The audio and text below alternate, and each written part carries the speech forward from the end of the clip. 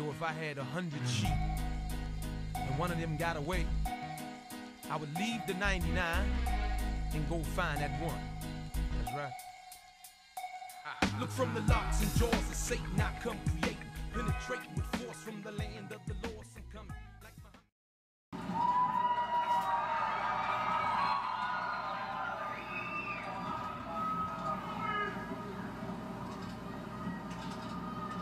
Please raise your right hand and repeat after me. I, Donald John Trump, do solemnly swear. I, Donald John Trump, do solemnly swear that I will faithfully execute the office of President of the United States the office of President of the United States and will, to the best of my ability, preserve, protect, and defend the Constitution of the United States. So help me God. So help me God. Congratulations, Mr. President.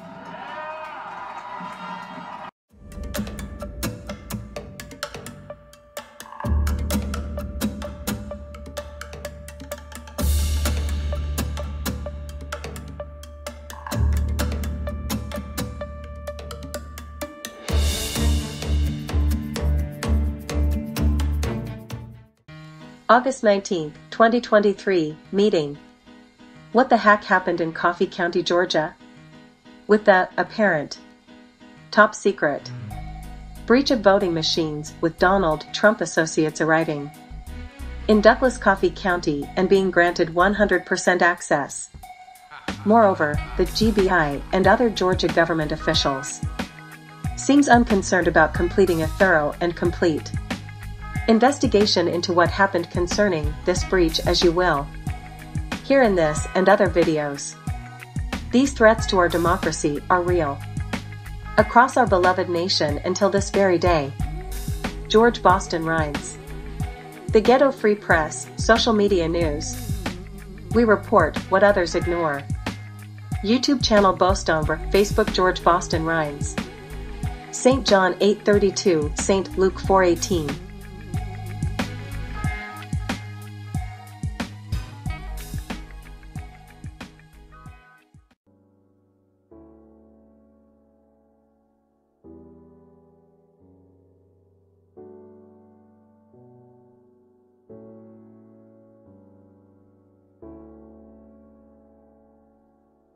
This hate, racism, and denying citizens the right to vote is extremely ugly. Forever and a day. This is true in Coffee County and across America. As members of our armed forces serve this nation together in both time of war and peace to guard and protect our freedoms. St. Luke 4:18. G.B.R.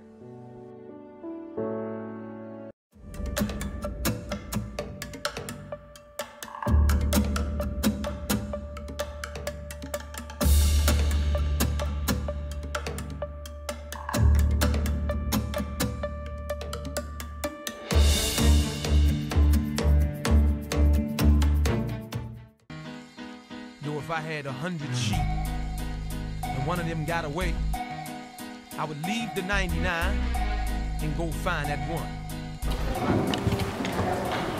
Hello everybody. Thank you so much for coming. My name is Catherine Grant. I'm with Safe to Thrive.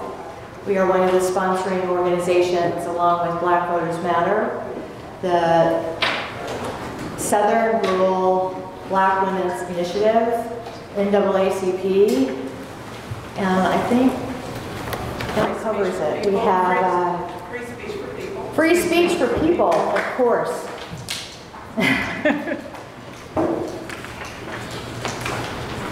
I want to thank everyone for taking time out of their busy weekend schedule on this hot summer afternoon in Douglas, Georgia. Yes. And thank you for letting me be a part of the Douglas community to be a guest here in Douglas. I'm a proud resident of South Georgia and excited to be part of today's town hall and to show fellow Georgians and voters across the state the beautiful community here in Coffee County. Thank you to Gaines Chapel AME Church and Pastor Bruce Francis for hosting this event today. Yes. And we want to make sure you make yourself comfortable. We have water, cool drink, and get settled in for our presentation today. Please join us in our opening prayer and Pastor Bruce Francis, who will be offering that for us. Thank you, Catherine. Let us pray. Loving and kind God, our creator, our sustainer, our whole purpose and reason for being here. We thank you, God, for this beautiful day. We thank you for all of these wonderful people that have come from across South Georgia to gather here at this church at this time for this purpose. We pray, God, that you give us open minds and open hearts. And we pray, God, as your prophet Amos said, that justice would run down like waters, and righteousness like a mighty stream. Keep us, God, in your will and in your way, and let everything we say and do be pleasing in your sight. And so, God, we give you all the honor, we give you the glory and the praise. In Jesus' name we pray. Amen. Amen. Our welcome this afternoon will be provided by Sister Terica Oates, a member of Gaines Chapel Church, and then I will follow with a greeting from the Bishop of the 6th Episcopal District. Thank you. Good afternoon. Good afternoon. I want to welcome each of you to Gaines Chapel AME Church for this town hall meeting today. We are delighted to have our guest here today to inform us on the details of the election breach in Coffee County and what we can do to ensure that we have fair elections in the future. If at any time you need Gaines Chapel and the fight against injustice, feel free to ask, because we were not only founded to spread the gospel of Jesus Christ, but we also were founded to stand for justice. You are welcome, welcome, welcome. Right, thank you.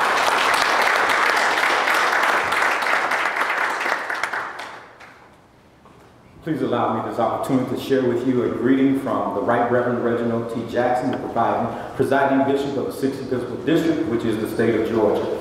He says, welcome to tonight's gathering to discuss breaches in the voting system of Coffee County. Tonight, we look back at the election of 2020 and the troubling and illegal improprieties that happened, and we look forward to ensure that these troubling improprieties don't happen in Coffee County again. For this to happen, it is imperative that citizens of Coffee County be informed, involved, and committed that the election process is organized, transparent, and fair. Your coming this afternoon is the first step in ensuring that this happens. The nation is now aware of the travesty that happened in Coffee County and the 2020 election. It is a part of the reasoning that led to the indictments announced in Fulton County last week. Now, what do we do to make sure it doesn't happen again? Who is being held accountable, and how do we protect citizens' votes and restore their confidence in our elections? These questions must begin to be answered at this meeting. I want to thank Pastor Bruce Francis and the good people of Gaines Chapel AME Church for opening their doors for this very important gathering. Historically, the Black church has been the meeting place for the community on important community matters, and this is important. I also want to thank you for making the time to gather this afternoon. All of us are busy and have other places we could have been, but you decided this was important enough for you to make your way here. This will not be the last, but the first meeting to right a wrong and secure government of, by, and for the people. Again, welcome and all the best. Sincerely, Bishop Reginald T. Jackson.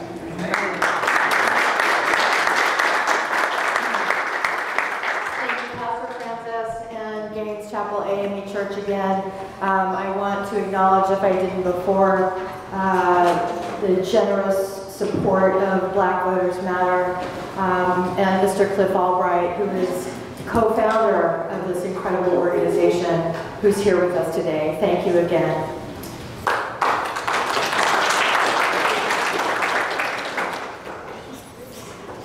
We have a couple of local folks who have been working very hard to right the wrong that happened here in Coffee County. And for many months, we have someone who is from Douglas, now lives in Pasadena, California, who has flown in just to be here with us today. Thank you so much, Stephanie. And Mr. Jim Hudson, hard to put into words the breadth of his work and what his involvement in this has meant to us who have been working hard on this, and also to the voters of Coffee County. He is an extraordinary person, good man, and we're excited to have him here today to offer a few words. Mr. Jim Hudson.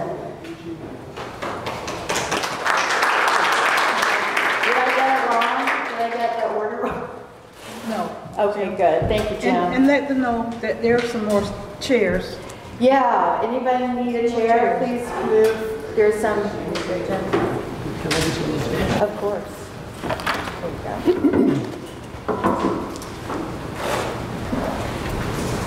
I received an email from a friend that resides outside of Coffee County recently, and he told me something like this: Jim, we do not know how close we came for our democracy fall.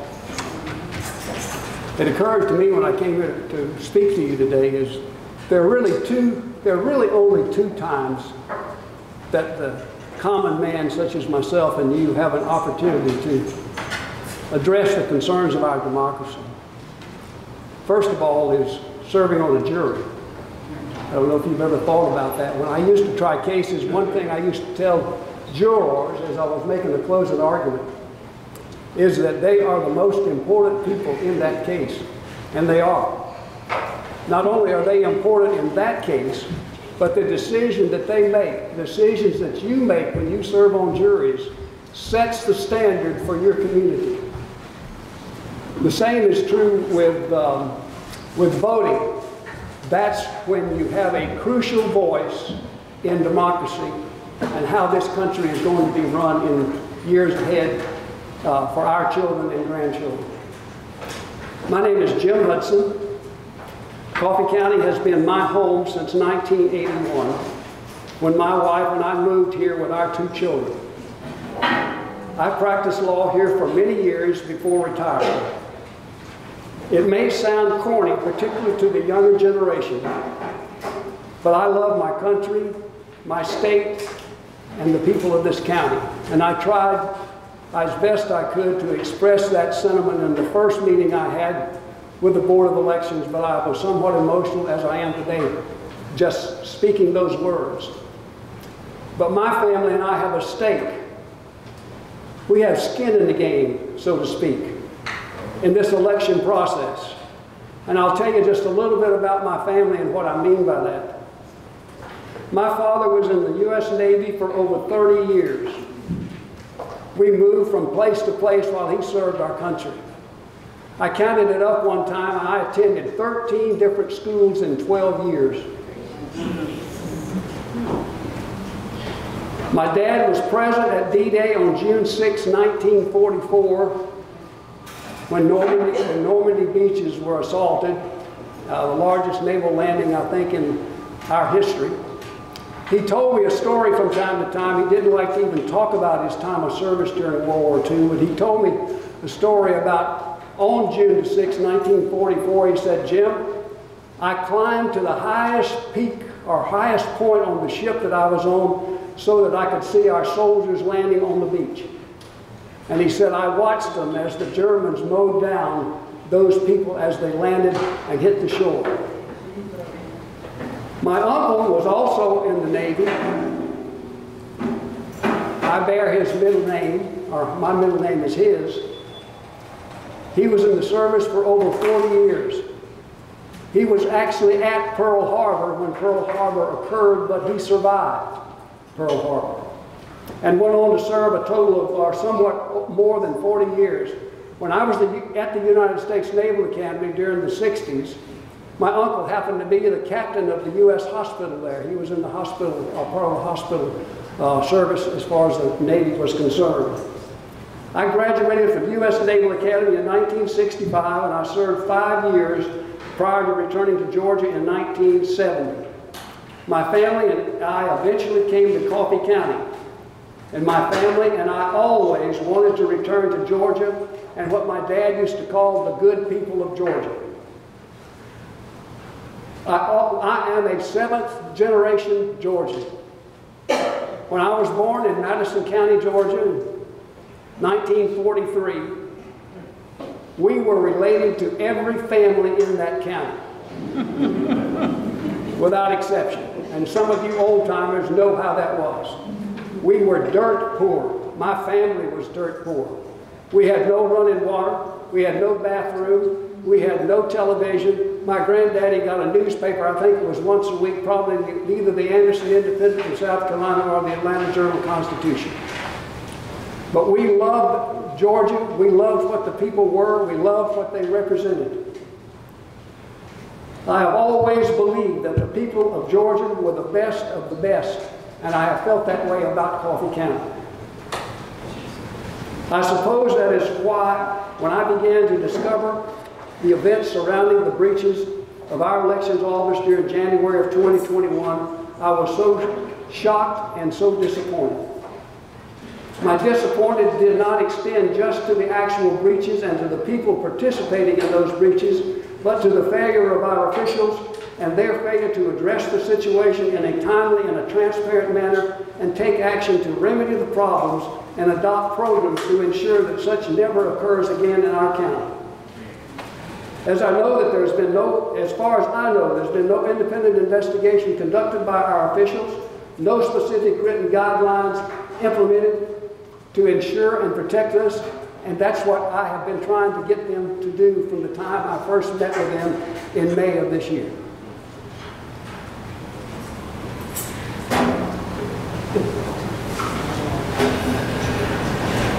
People I have spoken, another thing that's been disturbing to me has been that most people, many people that I speak to about the situation have no idea what occurred. Sometimes they're often mad without even knowing what they're mad about. Sometimes they say, well, they've been indicted in Atlanta, it's over. How could they know about what has gone on? Because nobody has told them what has been going on. That's right. There was almost no local press coverage and nothing being addressed by the government officials, as far as I can learn, of any substance and a detailed description of what has occurred. What my recommendation was to have an independent legal counsel appointed to come in, to investigate the situation, make a determination about what occurred, ensure that action was taken to correct the problems that allowed the breaches to initially occur, and then formulate a plan for the future so that this will never occur again in our county, or at least minimize the possibility of it ever occurring in our county. The first rule, one of the first rules I feel and submit to you that should have been implemented immediately and still should be implemented by our local elections board should be that the elections office in Coffee County shall never be used for partisan meetings or purposes ever again. Yes.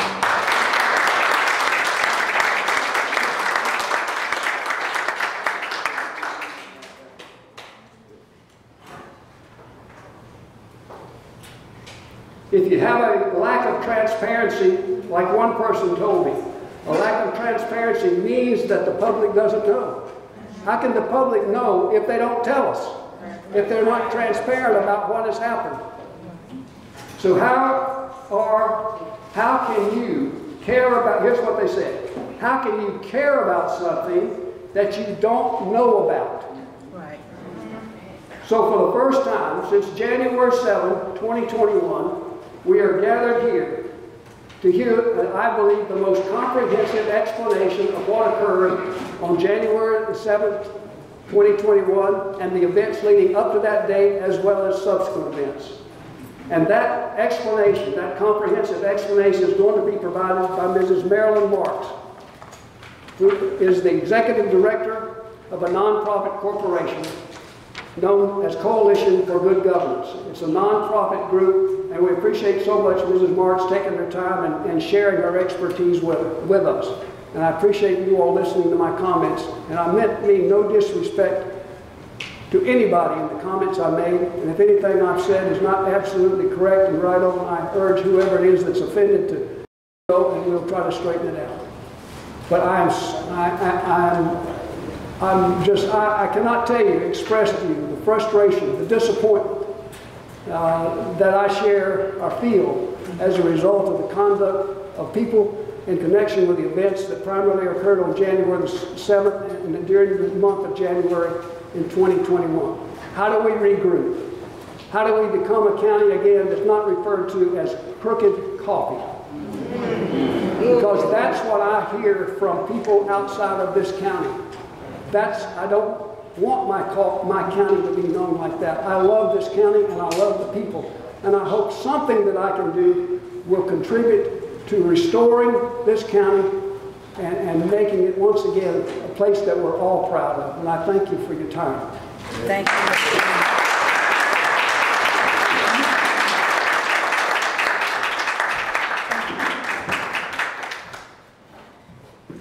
A quick introduction to Coalition for Good Governance and the work of Marilyn Marks and her team.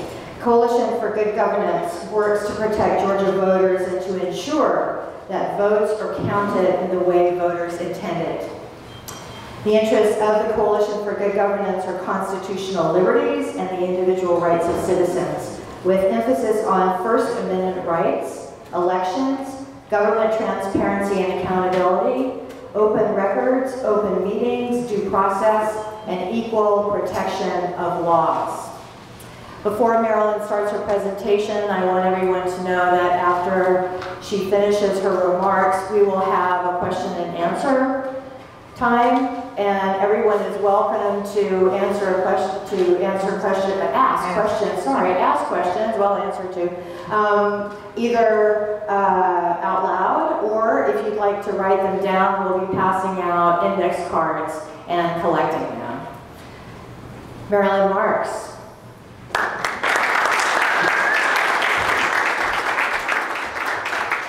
Thank you so much, Catherine, and thank you all for letting me come be your guest today. Just a moment, let me get my laptop set up here. And trying not to cause anything to crash. Okay, can everybody hear me okay?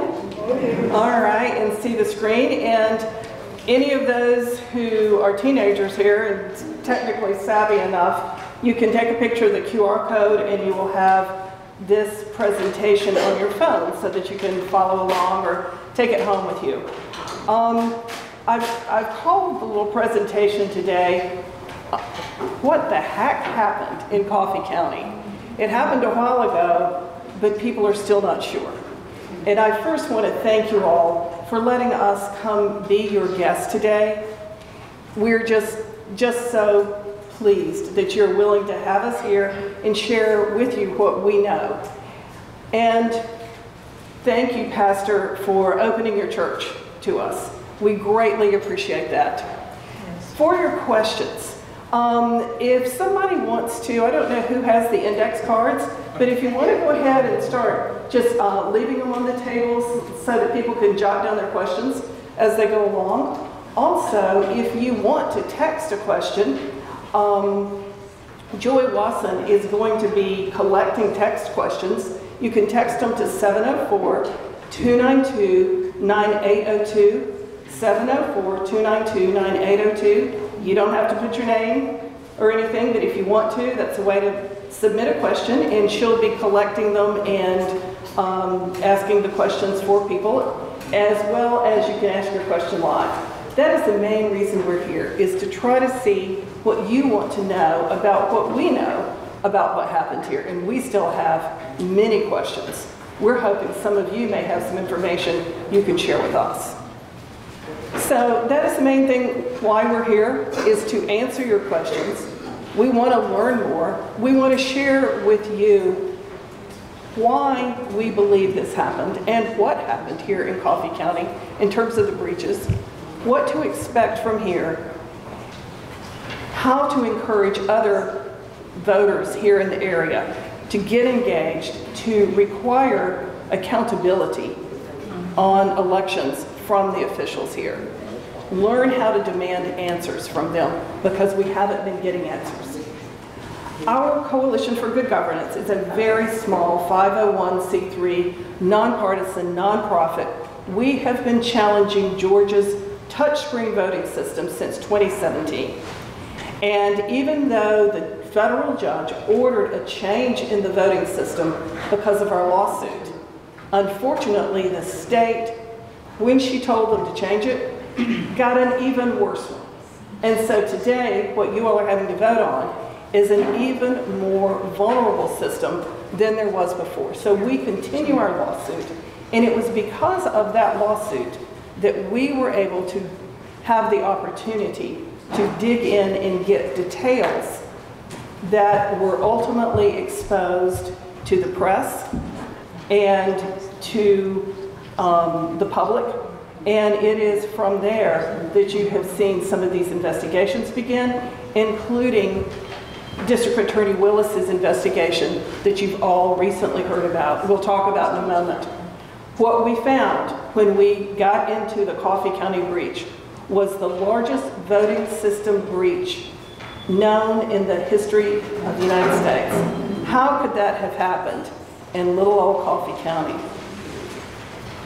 The Coffee County breach, and it is a breach of the Georgia system, not just the Coffee County system, has its roots all the way back to the White House when Donald Trump was trying to stay in power.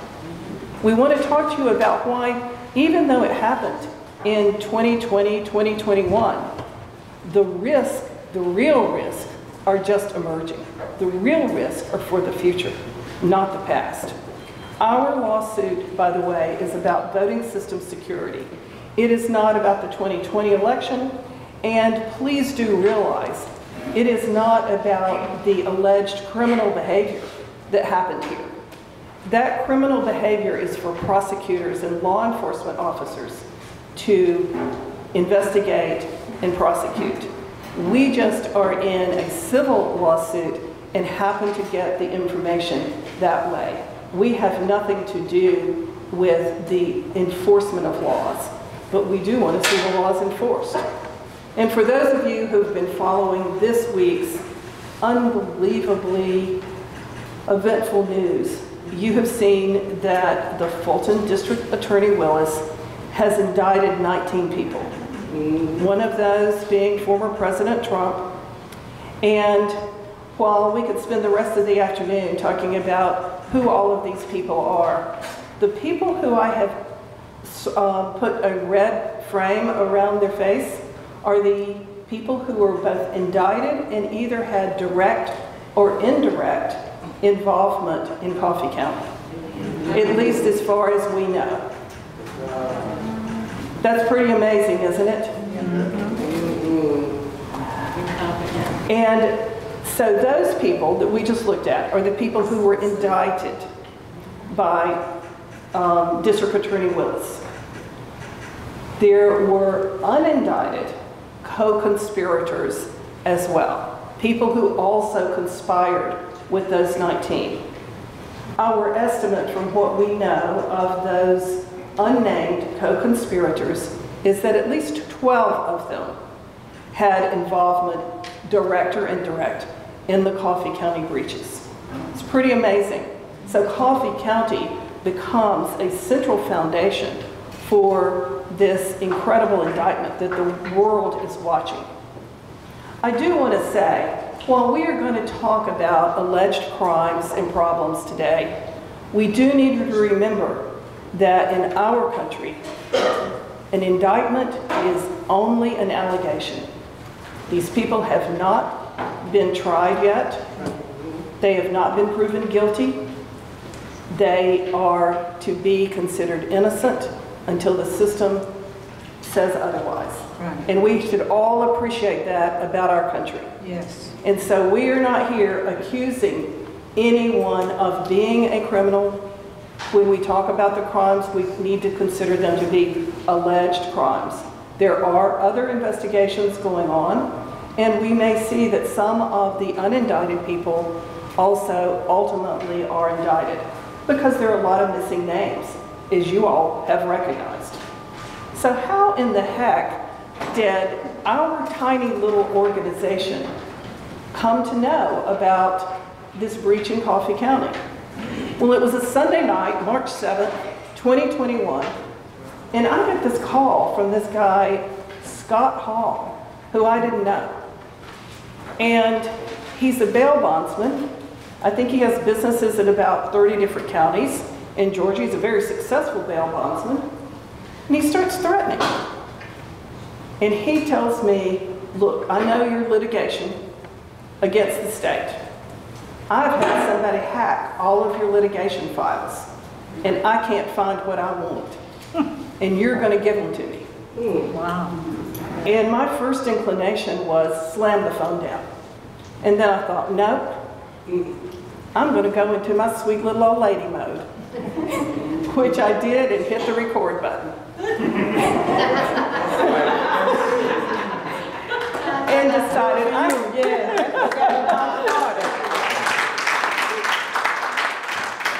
It's really hard for me to be a sweet little old lady. It took everything I had. But, you know, I kept this guy on the phone for over an hour. Wow. And, you know, he talked about Fulton County and how bad all the people are in Fulton County and that sort of thing. Okay. Oops. You know, so this is what he started telling me. The jet to go down to Coffee County to have them inspect all of those computers, and I've heard 0. Okay? I went down there, we scanned every freaking ballot, and the elections director and her assistant lost their job. Okay? And have yet learned 0 about all of that effort. Well, why did they not give you any information? That's a great question as to why all of that data, we haven't had a report from anybody. And I keep saying, guys, all of that effort, you know, the same people that went up to Michigan, okay, and did all that forensic stuff on the computers, and they sent their team down to Coffee County, Georgia, and they scanned all the equipment, imaged all the hard drives, and scanned every single ballot. You know, absentee in person, and absentee by mail. And have gotten no feedback. They imaged the hard drives? Yes. How in the world did you get permission to do that? We basically had the entire elections committee there. Okay? And they said, we give you permission. Go for it. So they went in there and imaged every hard drive of every piece of equipment, you know, all the poll pads, everything. And it was there where Misty, and I said, Misty, they're telling me these poll pads don't have it. Okay, enough of that. So, you know how Trump's always saying, I had the perfect phone call? I know Scott Hall's not saying, I had the perfect phone call. Because from there, things started to unfold. But they started to unfold ever so slowly.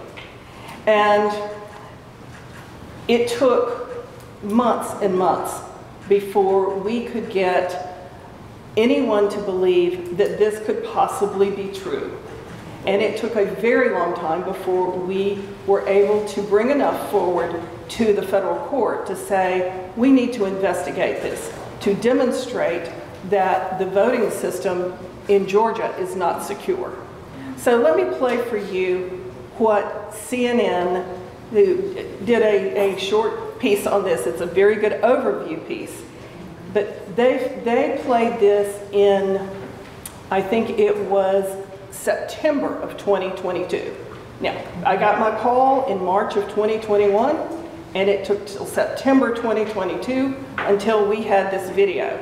So here the the short clip from CNN that kind of gives you an overview of what happened. If I can hit the play button. The newly obtained surveillance video shows a Republican county official and a team of operatives working for Trump attorney Sidney Powell inside a restricted area of the local elections office in Coffee County, Georgia. Among those seen, Kathy Latham, a former GOP chairwoman of Coffee County, who is under criminal investigation for posing as a fake elector in 2020. Latham previously claimed she was not personally involved in the breach, but the video appears to undercut that claim, showing her inside as a team of Republican operatives work on computers near election equipment and proceed to access voting data. Scott Hall, an Atlanta bail bondsman and Fulton County Republican poll watcher, is one of the people who spent hours inside the restricted area, and in audio obtained by CNN, Hall later described what he did. I'm the guy that chartered the jet to go down to Coffee County to have them inspect all of those computers, and I've heard zero. Okay?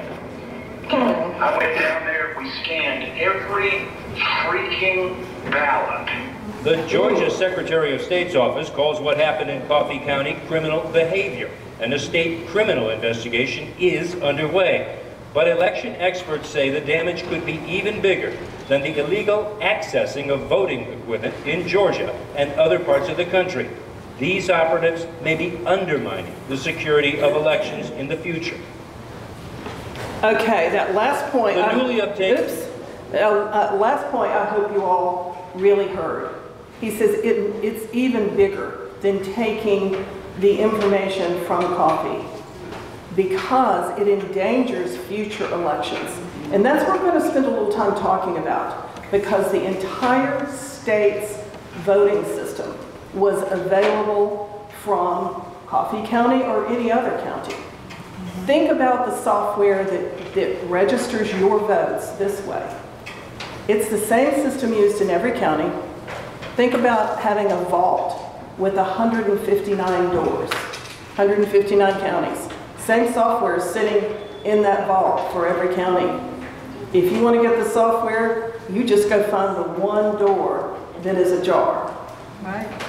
Coffee door was ajar. And we're going to talk about why. So, when Sidney Powell, and you all know who Sidney Powell is, one of the indicted people here who was one of Trump's attorneys, arranged for a team to come down, go into Misty Hampton's office, and here they are on January the 7th, literally at your central election computer, copying everything on it. Oh yeah. Oh yeah. And not only did they copy everything on that server, they pulled out the memory cards from all the voting machines that you all see, the scanners, pulled out all the memory cards. You all had just had the U.S. Senate runoff in January 2021. They copied all of that. They copied all of those ballots. They copied all the programs. They got everything. That's why we say it's the nation's biggest known breach.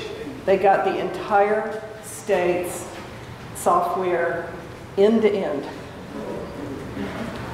So, why are we worried about that? Because that was 2020. But what bad actors can do with that software?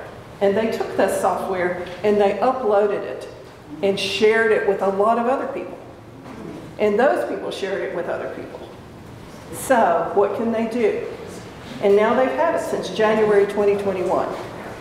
People can take it, work with it, test it, create malware, create viruses, test them, and then perfect them so that they can create undetectable malware and then plant it in the system for future elections. That is our great fear. That is what our organization is trying to do, is to try to prevent this malware opportunity. We don't know that it has been created, but it's way too tempting when you can do it and not be caught. Right. And you can affect a whole state and possibly other states. Wow. So we're worried that this could affect not just Coffee, but the whole state in 2024. At a minimum, they can use it to spread disinformation and lies, create false evidence. Also, they can take malware and insert it at the county's central server, or maybe at the state, at the master programming level, or in individual machines in the election office, or in individual machines at the polling place. So they've got more than one choice. So they, as we said, they went end to end and got every bit of data and software they could. So how did it begin? How in the heck did they find Coffee County? Well, you heard a while ago, Kathy Latham had been the chair of the local Republican Party and had been very active in election matters. In mid-December of 2020, she flew up to Washington and she met with people, we believe, at the Willard Hotel. At the Willard Hotel is where you've heard about the war room. That was where a lot of Trump's allies were trying to figure out how to overturn the results of the election. We know she went up there. We believe she may have met with some of Rudy Giuliani's people. Here are some of the people from Georgia who were also at the Willard Hotel at that time, and some of the people who were involved with plans to try to overturn the election.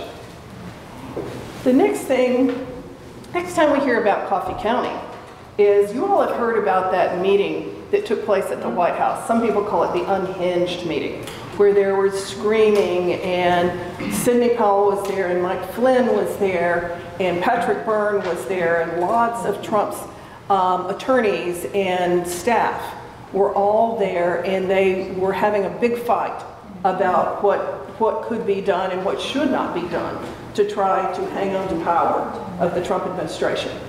And the idea came up of seizing the voting systems. And in fact, you've heard about maybe some of the draft executive orders that were put together. And they were never signed, thank goodness, but some people were trying to get then President Trump to sign an order saying that the military could seize the voting systems. And they used Coffee County as one of the 3 locations in the United States as the excuse for doing this. And there's a whole long background there we don't have time to get into, but we'll have to do it offline. So here we are in the Oval Office on December the 18th, where the idea of getting voting software to try to prove that there was a problem with the election comes up.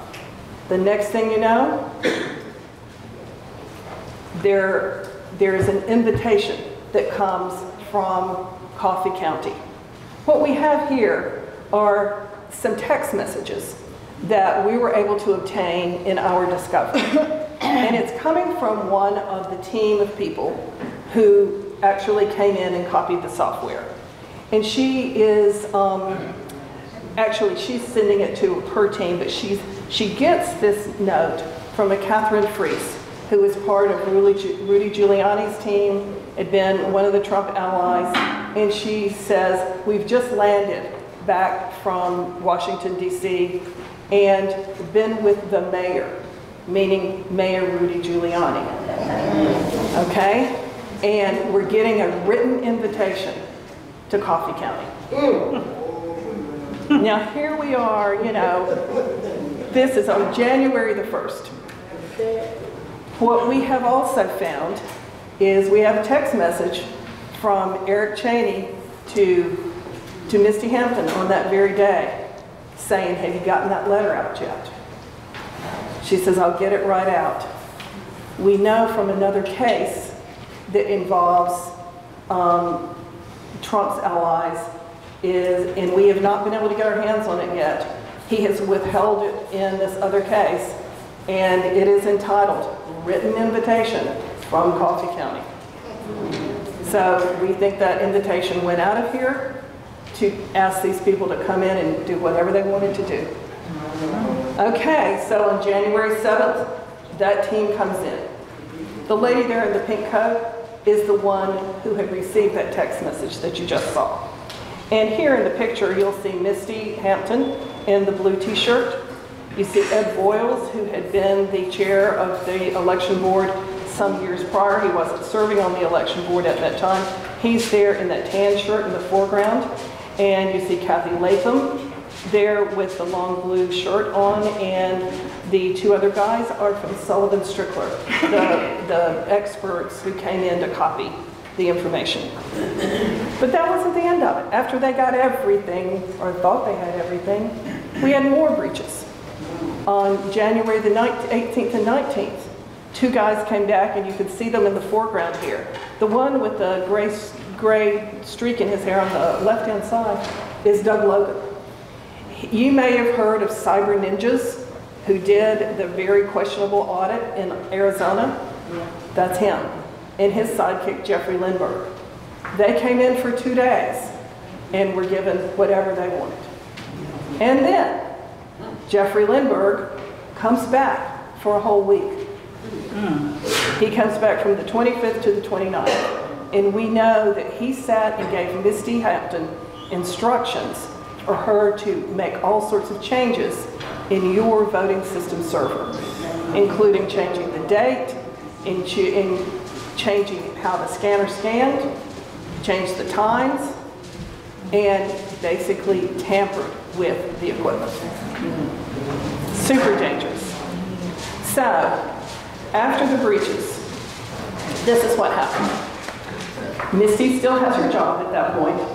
On February the 24th, we get text, or we didn't receive them, but what was happening is that we received now text messages that show on the day before Misty was fired that the election board members were exchanging text messages that said, oh, we've got a new lawsuit. They tell Misty she's not to go speak to the Rotary Club. The next day, or that evening, apparently the word starts getting out that Misty's about to be fired. And you all have heard of Mike Lindell, the My Pillow guy, who was part of all the conspiracy theories. That evening, his attorney called Misty Hampton.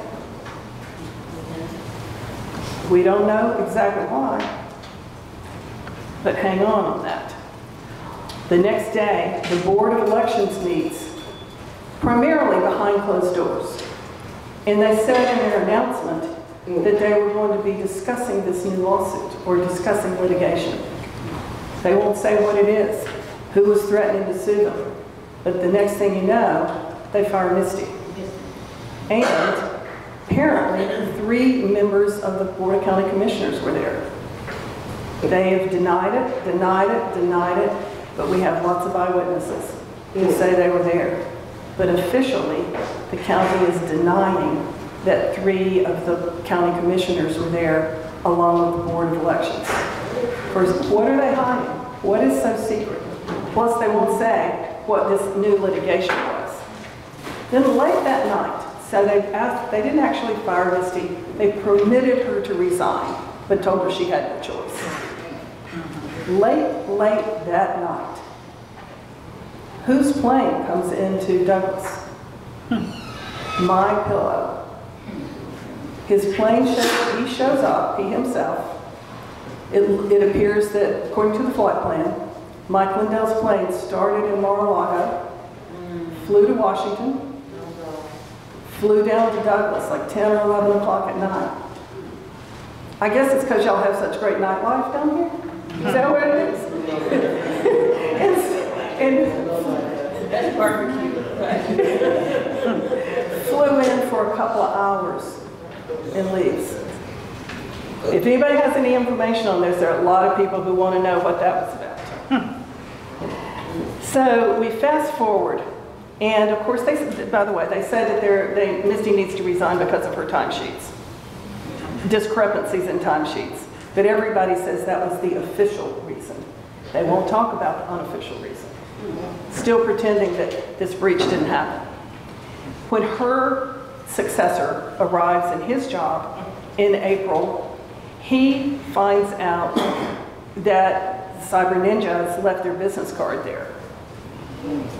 He also finds out that he cannot access the election server, that the password's been changed.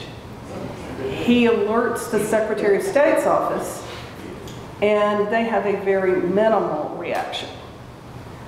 They come down and get that server, but don't tell many people. They have no documentation. It kind of gets hauled away, and a new server put in, and, of all things, all of Misty's emails disappear.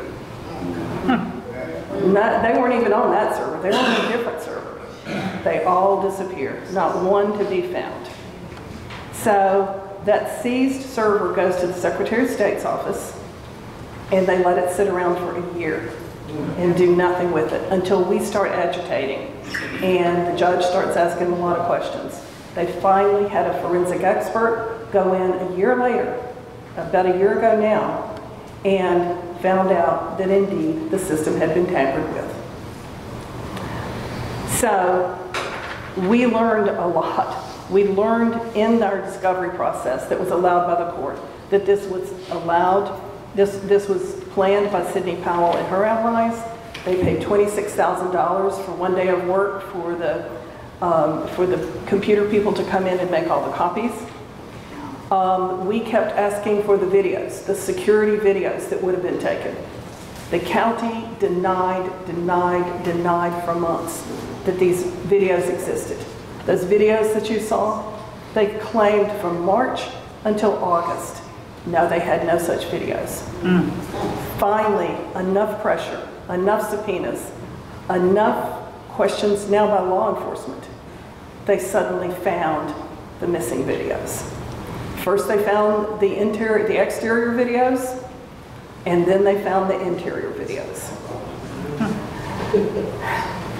And more facts began to emerge as we took more depositions. Unfortunately, as Jim alluded to, the county officials have just not been forthcoming. As I said, they didn't preserve Misty's emails, even though that's required by federal law and state law. They failed to produce the videos. They did not keep minutes for these closed-door sessions. They pretend that they don't know what kind of lawsuit the board members were talking about. They pretend that these commissioners were not at the meeting. And now, Misty's laptop, not just her desktop, but the laptop she used in her work is missing. Has been missing since the day, well, we don't know actually when it turned up missing. For the longest time, until about 2 weeks ago, the county kept telling us, Misty had no laptop, Misty had no laptop. We showed them the pictures of Misty using her laptop. Now they just say, Misty's laptop can't be found. When the Georgia Bureau of Investigation came knocking very belatedly, only in May of this year, G.B.R. came in and said, we want the laptop that you told us about back in February, county attorney. We want, not February, September 2022. Apparently they told the G.B.R. there was a laptop that Misty used, although they told us, no, Misty didn't have a laptop. Apparently the county attorney said, well, yeah, she used a laptop, but we're not going to produce it. And G.B.R. for some reason, apparently, from what we can tell from the text messages or emails, walked away without getting it. They come back in May of this year, just not that long ago, and say, about that laptop, we now want it. But they didn't get it yet. It's still missing. Wow. So some people will tell you, well, this is all over with because Coffee got all new equipment. Y'all got all new server, all new touchscreen.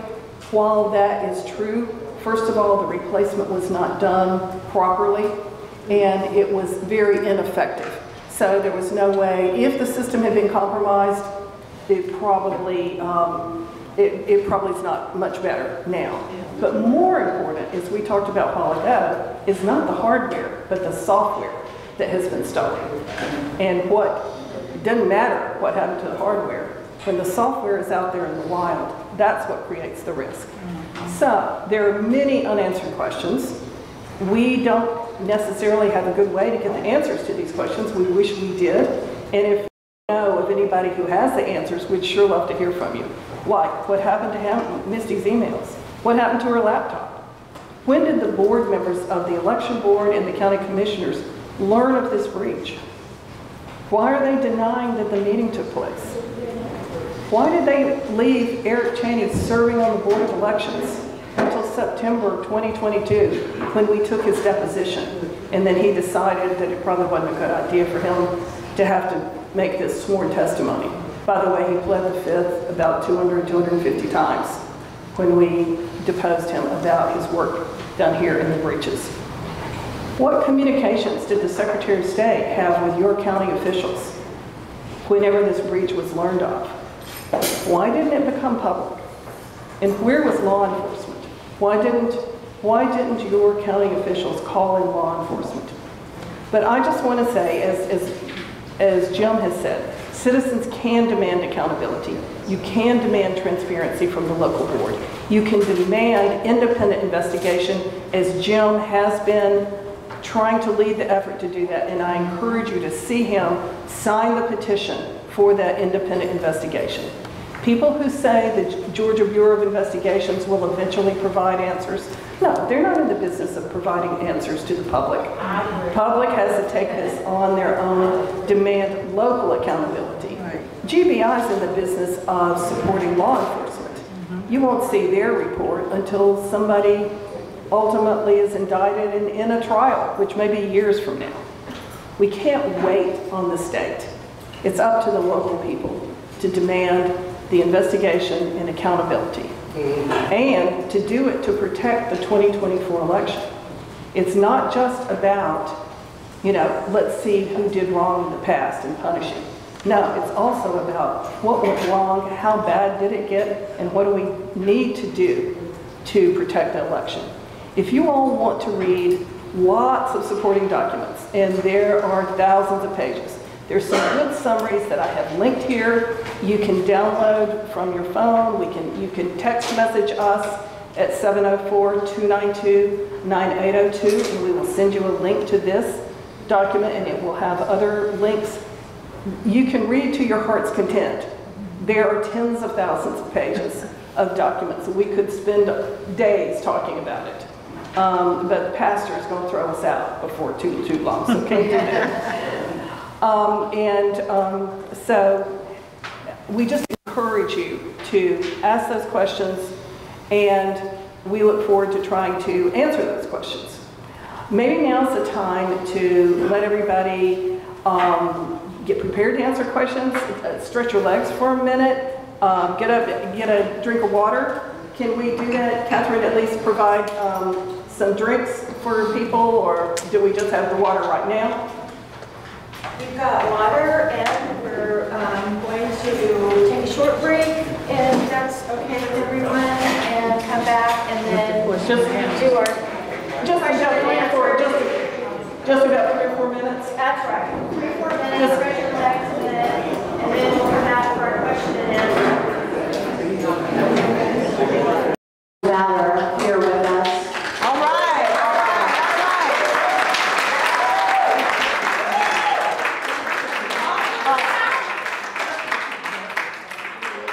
How's everybody doing? Doing good. All right, Mr. Cliff.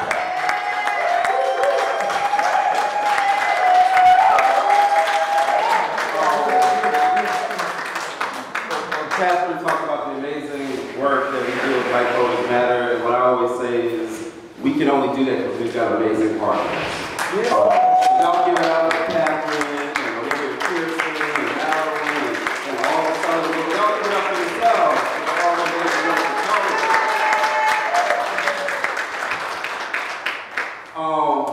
I gotta be honest with you, my head is still spinning a little, right, from that presentation. I do this work all day, every day, in a lot of places, and a lot of that was new for me. Like hearing that recording, it's really mind-boggling when you think about what's happening here in this county, in this state, in this country.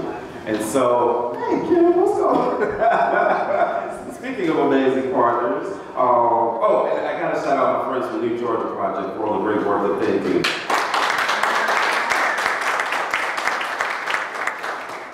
But yeah, so my head is spinning, but it's spinning in part because it's so reminiscent to some of the things that brought me to this work to begin with.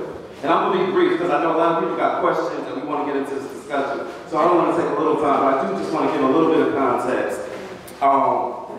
I've spent 10 years living in Selma. Any of y'all ever heard of Selma, Alabama? Yeah. And Selma in Dallas County is very similar to Douglas and Coffee County.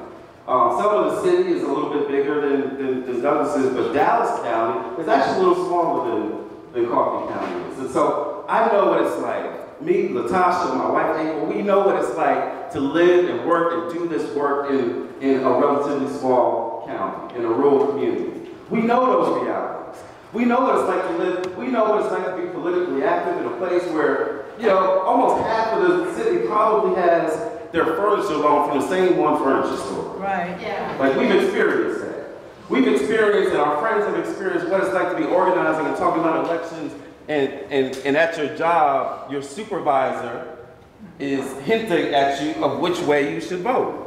Right? We've been in that situation, right? We know what it's like. You know, there's a lot of good things about living in an area like this where, like, everybody knows everybody else's car.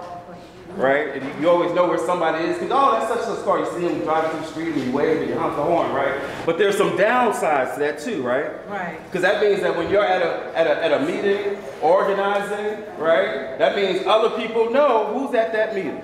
Right. Right? And so we know some of the realities of doing work in a community like this. Oh, I'm sorry, I was remiss. I did not thank Pastor Francis for opening up the doors of the church to us, and Bishop Jackson for the work that he's done all throughout this state. So y'all give it up for that.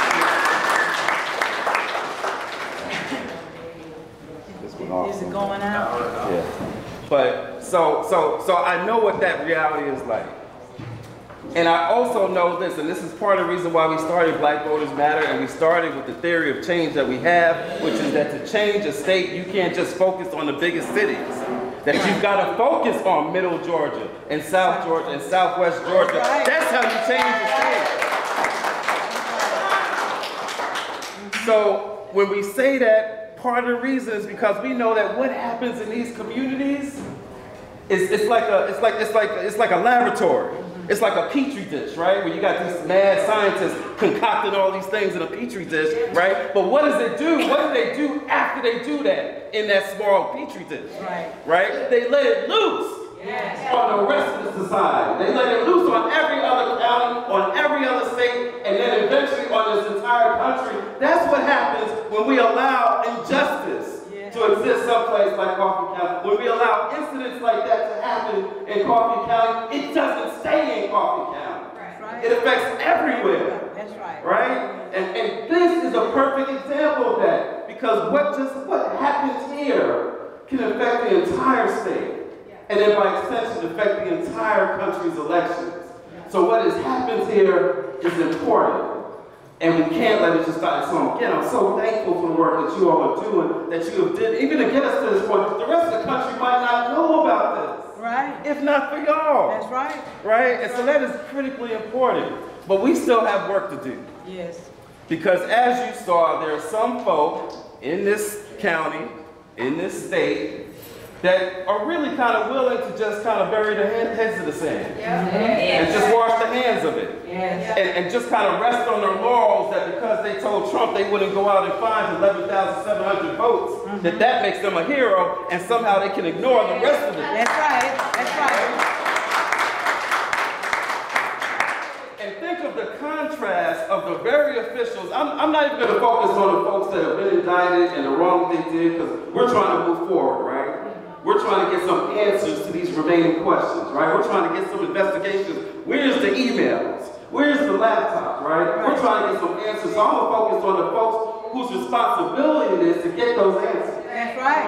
And think about the contrast that the same people that were willing to investigate and put thousands and millions of dollars into investigating one woman for helping some people.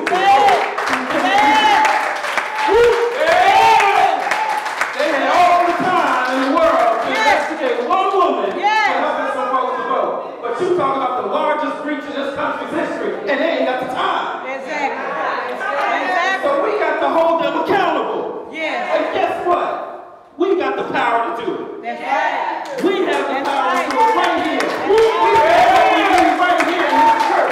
Yes. We've gotten it this far, and we're going to get it the rest of the way. We've got that power. Because along with all the bad stuff that can happen in small areas, there's some really mighty good stuff that happens. And so I'm like, with this pastor mentioned earlier, you took the words right. Literally, as I was driving here this morning, Pastor, I was thinking about Amos, right? I was thinking about justice. I was thinking about letting justice roll down like waters and righteousness like an ever-flowing stream. I was thinking about those words, so when you said that, I knew, wait a minute, I need to speak to that. Yes. And the thing that stands out, you know, yes, those words are important, but think about the context, because who was Amos really talking to? He was talking to people that were going around doing all kinds of sacrifices, right? Doing all kinds of proclamations, acting like they believed in this thing, but they weren't really living their life. They weren't really living in a way that was consistent with the sacrifices and the words that they were saying. And so my message to the Secretary of State, my message to the County Commission, my message to all those who act like they care about election integrity and the voters and all of that stuff, act like it. That's right. That's right. We don't need your empty sayings and your empty sacrifices. We need you to act like it. We need justice to roll down like waters and righteousness like an ever-flowing stream. That's what we need in Coffee County. That's what we need. And that's what we're going to get. And so I'm going to turn it over to whoever I'm going to turn it over to. But thank y'all. Just know that we all have a role to play in this process. Yes. We all have the power to make a phone call, to send an email, to create a sign. We all have the power to get the answers to these questions that we need the answers to. Because it's not just about looking back, it's about looking forward to the next election. That's right. That's what it's all about. And we got the power to make sure that it happens the right way. That's right. Thank you. Thank you. Now for the question and answer. Thank you, sir. That's right. Thank you. Thank you. Thank you. Yes. It's hard to follow that. Bear with me. But I know you all have some questions. And yeah, 1 second. And I want to recognize Joy Watson and Liz Troop, who are here, who are great CGG volunteers. They're going to help collect some of the questions. But I want to tell a little story that back in March of 2022, when we began to get a little more information, we all met in a mountain cabin, and I'd said, something really bad happened in Coffee County. And here are just a few threads that we need to start pulling on. And we knew so little at that time. And Joy started a spreadsheet of who these people were, what the relationships were. That spreadsheet has turned into a total mess because they're so enormous. Nobody can keep count of all of the people that have become involved. But we knew something had happened, and these volunteers have worked and dug and researched, and I'm so grateful. And so Joy's going to be taking the questions that you want to text them to 704-292-9802. She'll be collecting those. Yes, sir. You've been wanting to ask a question. I'll do my best. Okay. Wait 1 second. Yeah, who's asking Mike? You got a mic. Yeah, there's a mic going around. No, get the mic. Hold on to it, Miss Ernestine. Hold it to him. Are you ready? Yep. Hi, my name is Bobby Worthy. I am one of the three candidates for the Georgia State Conference president for the NAACP. Now I want to talk about the words that have came out of our mouths tonight. Several people have talked about how important. My question is going to be basically a two-part and a statement explaining why. Okay, we do need to move through the questions pretty fast, okay? Accountability. How important is accountability? And the reason I said that is involving with the Mississippi Cody Pearson case. We have the district attorney, Ian Sanchez, who filed false charges, swore an oath, and there has not been accountability for his actions.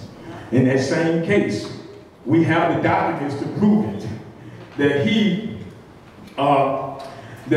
intimidated a jury member in Mr. Livy Cody Pearson. No accountability has been happening with that case.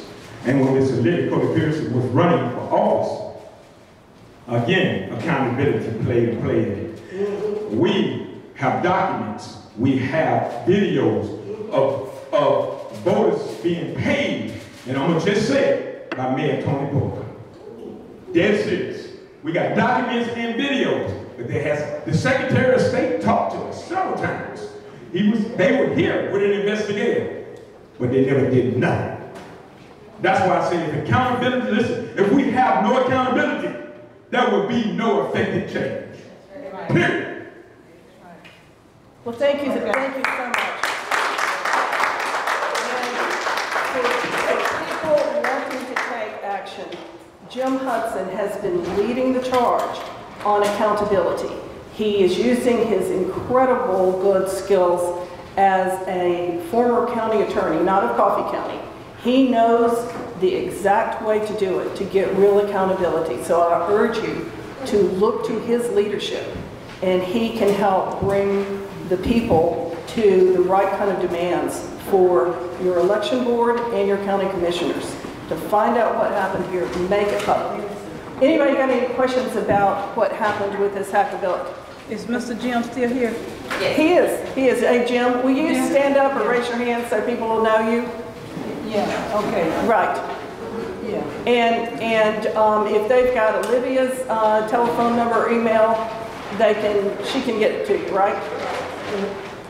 Okay. It's Joy, did you have a question from somebody? Related to accountability, I think someone asked the question, has the Secretary of State investigated what happened in Coffee County? Okay, I don't know if you heard the question that came to Joy, and that is, has the Secretary of State, who is the Chief Election Officer of the state, investigated what happened in Coffee County? You know, I'm going to ask Jean Dufort, who is one of our incredible volunteers, to answer that question, because she has kind of been on top of this. Oh, you know what, Jean? Ask somebody to hand me that laptop, because I want to shoot. Yes. Okay. We're good. In the laptop. Can you? Thank you. And one of the videographers is asking, if you have a question, we need you to come to the front with it. That's what we want to turn the camera back and forth. You're getting a bad shot that way. Just get one of it. All right. Okay. So, is the Secretary of State investigating? Secretary of State says they were investigating. Then they said they called in the G.B.I. State Election Board says the G.B.I. has been called in. Well, let's look at the facts on the ground. Okay. Right? Let's look at the facts on the ground. First of all, what you didn't see, are you ready? I'm not ready yet. All right.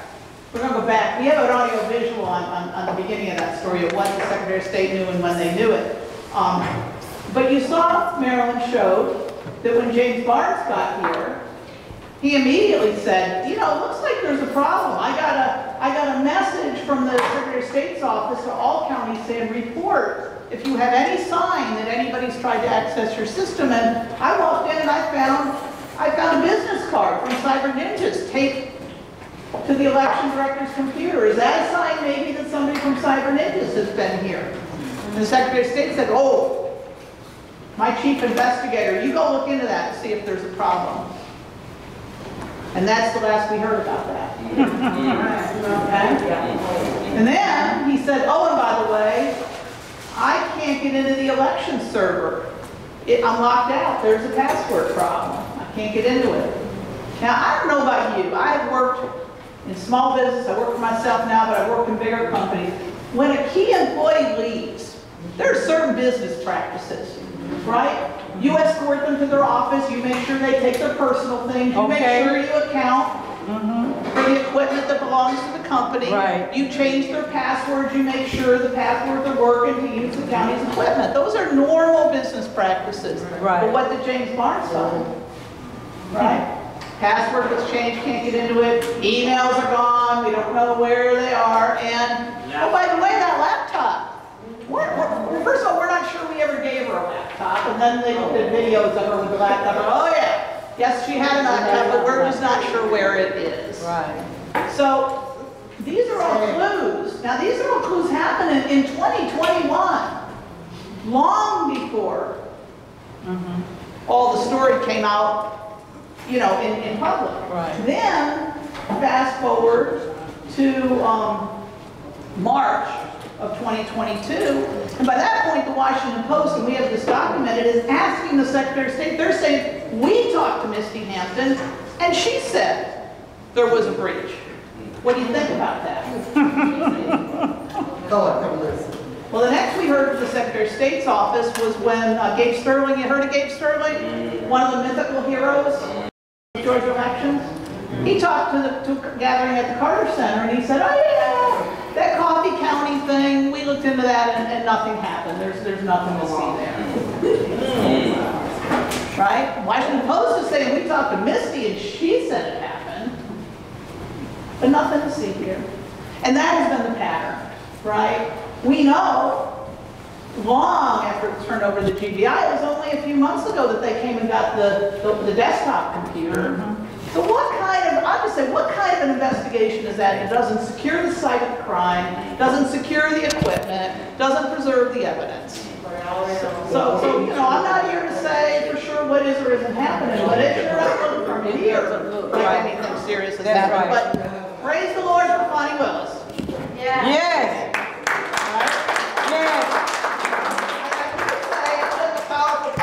To bring some accountability home. Right? Because we know women rule the world anyway. I don't want to That's right. So that's a quick answer. Do you have your yes. And my favorite thing of all, before January 2021 was over, while the breaches were still happening, look what happened. Okay. This is my favorite thing of all. And what you're going to see here is the Secretary of State's investigator. He's going to be the tall, bald guy. And you're going to see Jeffrey Lindbergh, who we talked about was the sidekick of the Cyber Ninjas. Jeffrey Lindbergh's in Misty's office, and you're going to watch the Secretary of State's investigator come in while she's still employed, while one of the guys who was in charge of the breach was there. And this has been speeded up so that you don't have to watch for a long time. Let me make sure I've got it so you can see it best. Just a second. Sorry, I had forgotten that I would want to reconnect this thing. This could be a child's book, right? The day that Inspector Josh meets hacker Jeff there. That ain't it. What's going on? We were about to get the Addams Family. Yeah. But this is even more scary. There we go. That's it. Okay. Now we're just about to be there. There we go. Okay. Okay, there he goes in. That's Lindbergh. Here comes the Notice inspector. the suit and tie with Lindbergh. Here's Inspector Josh. Notice Misty. Misty's out of her office. And guess what's inside the office? The EMS server that runs your elections. So who's alone? We don't in her know what office? so he Let's follows find her out. into the office. Look who comes scrambling out. No code, right? Oops. Oops. So the investigator has seen one of the guys breaching the system in January 2021. Oh yeah. Just leave, nothing to see here, nothing happened. Wow. Wow. Wow. Yep. How do you explain that? Okay. Okay. You know, and the laptop that she never had? Oh yeah. It's right there. It's that silver laptop. And the last video we have of it is on the day she came back to the office after submitting her resignation, packed up her things, and she's touching and handling that laptop on that very day she left. And it was actually before she was called over to resign. She had been warned that she was going to get fired. So imagine if Inspector Josh had gone back to his office and filed a report and said, I saw a Cyber Ninja guy alone with the Coffee County EMS server in January of 2021. Secretary of State's office would rightly then have said, let's see the videos for the whole month. Then they would have seen what happened on January 7th, right away concurrently, and they could have acted much sooner. Right. So, pardon me if I hold them a bit accountable. They are trying to turn it around. So, Yeah. that's all I'll say about that. Okay, who else has a question? Oh, and you gave me one, didn't you, that I haven't read yet? Yeah, okay. Do you want me to read this one? It says, will Eric Cheney be indicted? So for people who don't know who Eric Cheney is, he is a local Douglas citizen who was on the election board during all of this time. He, we believe, helped create the invitation. He was there during the entire breach. He was aware of the other two breaches based on the text messages we have, and was permitted to stay on the election board until days before we took his deposition. And somebody decided maybe it wasn't such a great idea. So, is he going to be indicted? We, of course, have no way of knowing anything like that. We do not know how much investigation has been done, but we do know that our deposition of him has been filed on the public docket. So there's a lot of information about his activities. Somebody said, did they ever change our votes? No, no, they did not change the votes, at least that were recorded on the papers. And one of the ways we know that is as much fuss as you heard Misty Hampton and the board members make. Remember, there was, the first count was a machine count in 2020, and then there was a hand count audit. In Coffee County, it was only a 1 vote difference when you did the audit versus the machine count. And that wasn't even a Trump or a Biden vote. The one difference was for the Libertarian candidate. So, in other words, for president, which is the only thing that we're looking at least between what was printed out on the paper and what was officially counted, the votes were not changed. And then, were there any absentee ballots? Yes. The absentee ballots were there as well, and they were all accounted for as far as we know. But we do know that the intruders, I will call them, got their hands on those ballots, and that is completely against the law. Only officials are supposed to have their hands on those ballots.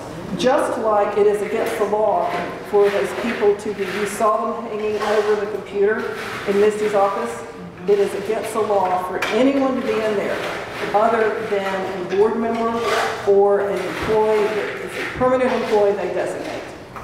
Just being in the office doing nothing in that office is against the law. That is how sensitive the equipment is. Did you have another question? Hi, I have 2 questions. Okay, speak up a lot if you don't mind so they can hear you. Thank you. Are you going to discuss the status of the hand count tonight? The hand count, like the audit I was just... Think about it. Oh, okay. I'll be happy to do that. Okay. And second question, please. I worked in IT in the military, and I know in order for you to troubleshoot the system, you have to get in the system. You use terms like breach and tamper, but in order for you to see if there were bad actors, you talked about a lot on, I'm going to play the devil's advocate. You talk a lot about the breach on January 7th, but don't we want to know if there were bad actors on election day that could possibly have posed? Okay, so let me repeat the 2 questions as I understand them. She had asked me about, are we going to talk about hand-marked paper ballots?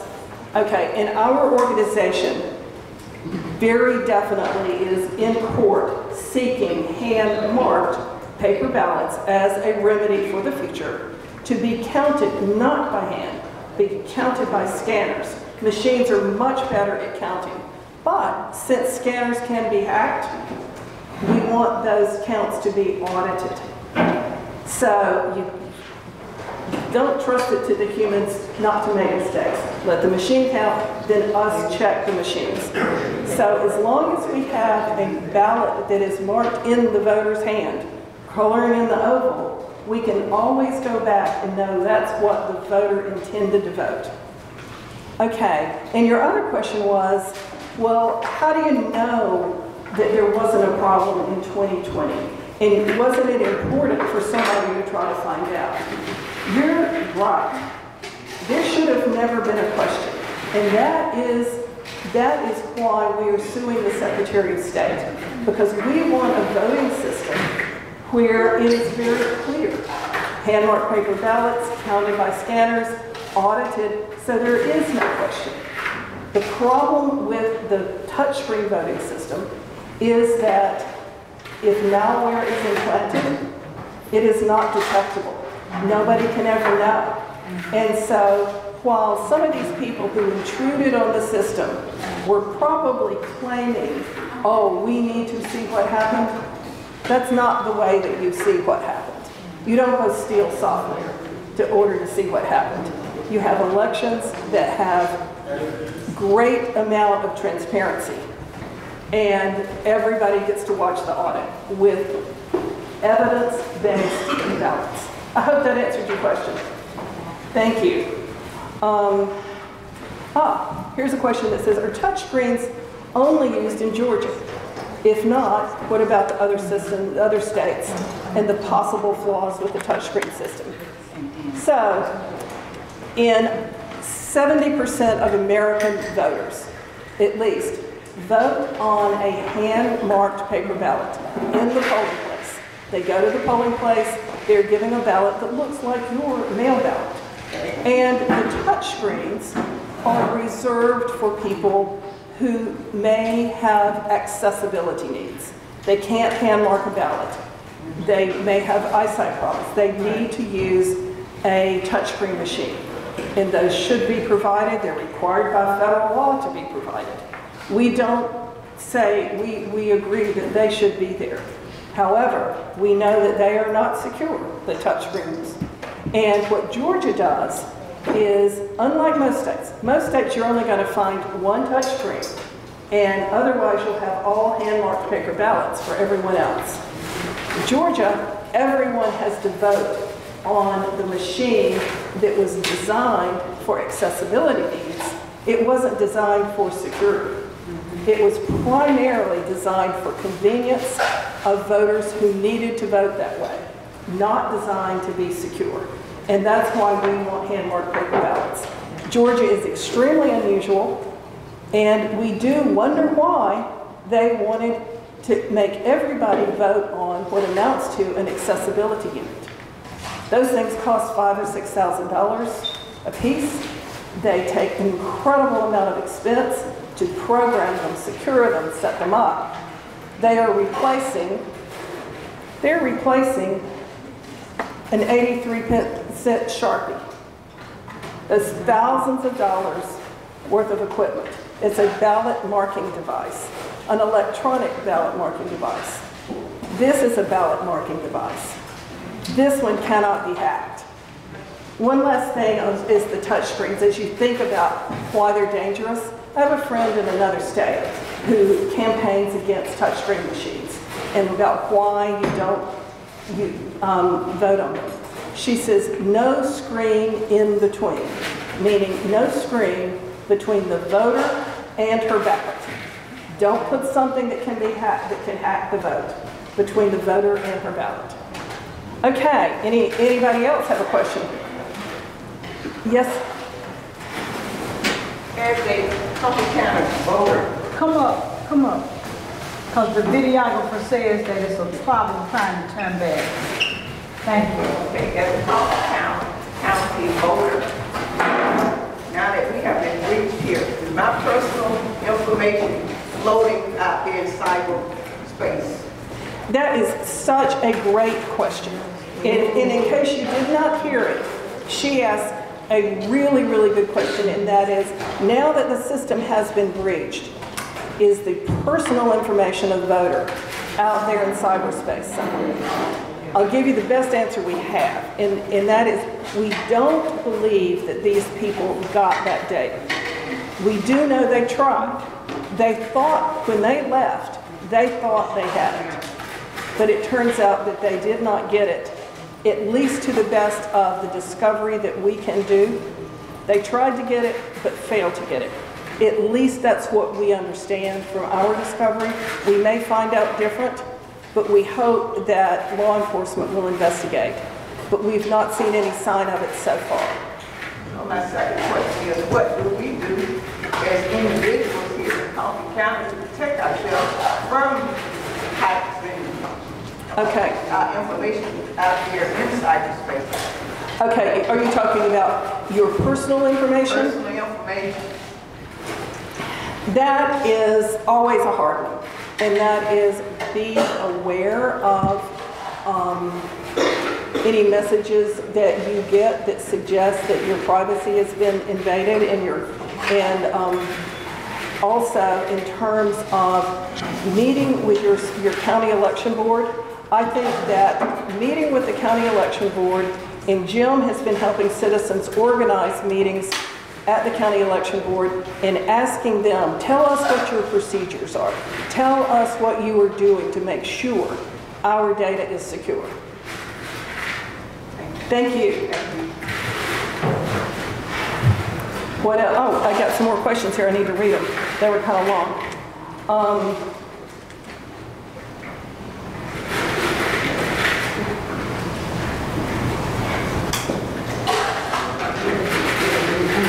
I do have one here.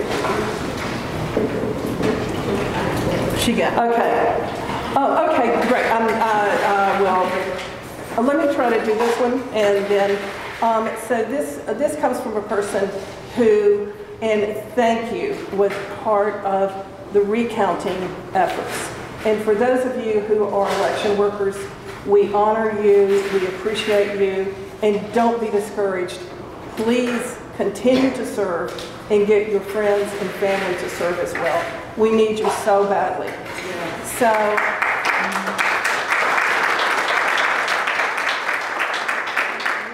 we need those careful eyes in place on behalf of all of the citizens. And okay, and the question is that there were a large number of Trump votes here. And do you think that poll workers and people who are involved in the recount are in personal danger? I don't think so in Coffee County. Coffee County does not seem like the kind of place to go target people who were involved in a very honest count. I don't think people are arguing about who won in Coffee County. That doesn't seem to be a problem at all. And the other question is, will the people who were indicted, what will happen to them? That's going to be up to the court system. The district attorney has asked for a trial in March. It could be later, and they will go to have a jury trial unless they make some kind of arrangement, a deal with the prosecutor. And so they will be tried by a jury of their peers, and we will find out just how seriously, when more evidence is presented, these crimes are felt to be by their peers. Joy, what is your question? And can we, okay, I'll try to repeat it. This was a follow-up to about whether the Secretary of State was investigating. This person asked, so what can be done for the lack of investigation by the SOS? Okay, the question is, if the Secretary of State didn't do their job, what can be done? Well, the State Election Board is a 5-member board. It is a somewhat bipartisan board. Their email addresses are available on the website. You can write to them, say, we want to see this investigated, and serious investigation.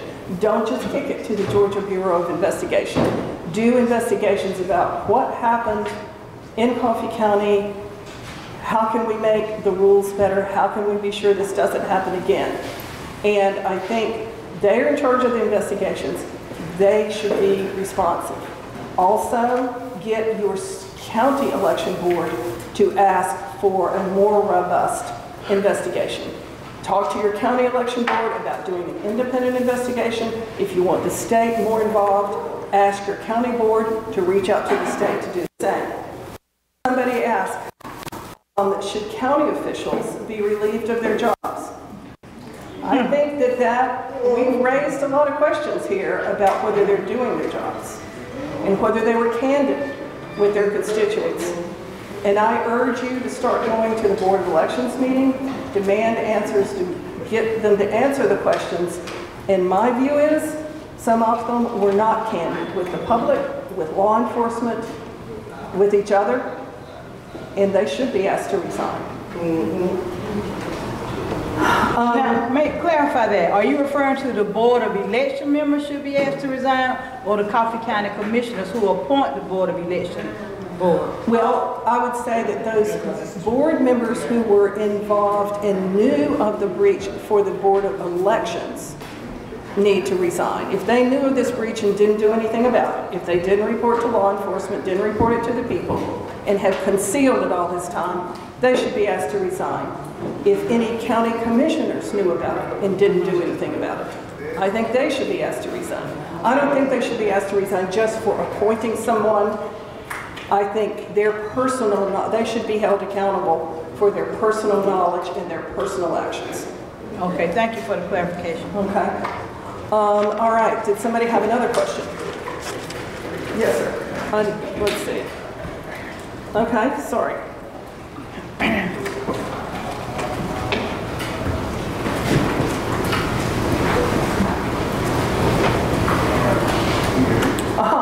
Okay, so the question is, are we working with the Fulton County DA's office? And how much information of this does Fonnie Willis, the Fulton County DA, have? So, for those of you who saw the slide that said supporting documents, you will find in there tens of thousands of pages of documents. They are all in the public record. And we are confident that DA Willis, and she's a very thorough investigator, we're confident that her team would have pulled down all those documents and checked them out. There's no question that we've made so much of it public that you can know and she can know. I hope I haven't skipped any questions here. Oh, somebody says, where's the information they took? Thank you. Yeah, that's a real good question. I'm afraid the answer is that it's in the hands of many unknown actors. After all, when you saw these people leave that day on January 7th, within 24 hours they had uploaded it onto the internet, onto a private site, and then they gave that private site information to a number of other people who were computer experts. The guy who was the Cyber Ninja guy then loaded it onto what's called a virtual machine so that his colleagues could more easily experiment with it, create malware, test it. And we do know that people shared the credentials to get onto that site. So there's no telling who has this software. Yes, sir. On that point, and to the question earlier about, where is this information? What if they try to, do some identity theft? I think, as we talk about, the folks involved in this, their primary interest is power, right? They're trying to steal elections. They're trying to do all that. Not so much identity theft. But once it's out there, you don't know, right? So it's not a irrelevant, right, concern. One thing that I know I've had in my personal life is that sometimes when a company has a breach, they'll actually pay for identity, credit monitoring services for the people whose information was in the breach, right? And so maybe if we're putting up this list of demands for people, including the county, maybe that's something that would be reasonable, that they do something to actually help the voters who had their information potentially stolen to get some assistance in that type of identity monitoring? Well, that is an excellent idea. And you know, there is Georgia law that actually requires exactly what you said in terms of identity or credit monitoring, that sort of thing, if there has been a theft of the personal identifying information. So maybe a good starting point for, and I'm looking for the woman who asked that question, but maybe another good starting point is to have officials here in Coffee County ask the Secretary of State, ask the GBI, and ask Fonnie Willis if that data that we think did not get stolen, they will know better than we do. Find out if it was stolen. If they tell you no, we can be a little relieved. If they say yes, then we need to demand that they follow the law and do exactly what you said, Cliff. Good idea. Very good idea. I was. Thank you for the question about the personal identifying information that might have been leaked. Thank you. But we don't think it was, but we don't have all the answers for sure. But your Board of Elections can find out. Demand that they find out. Yes,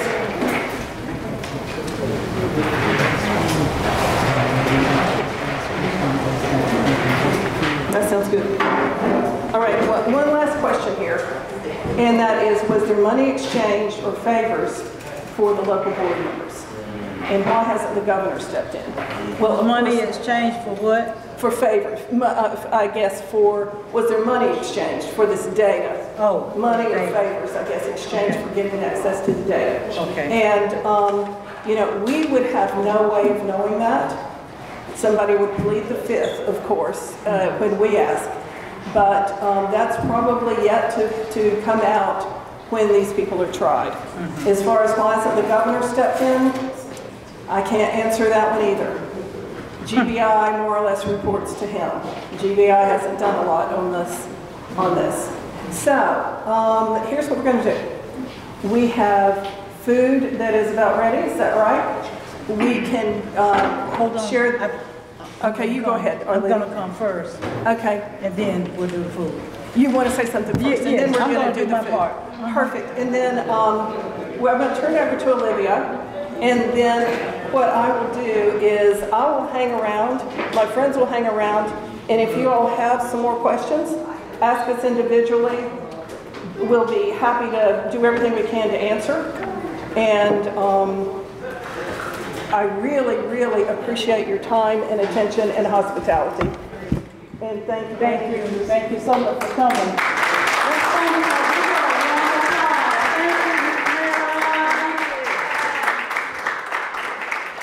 You know, it's just amazing. I am in awe. I cannot believe that we are going through what we are going through currently.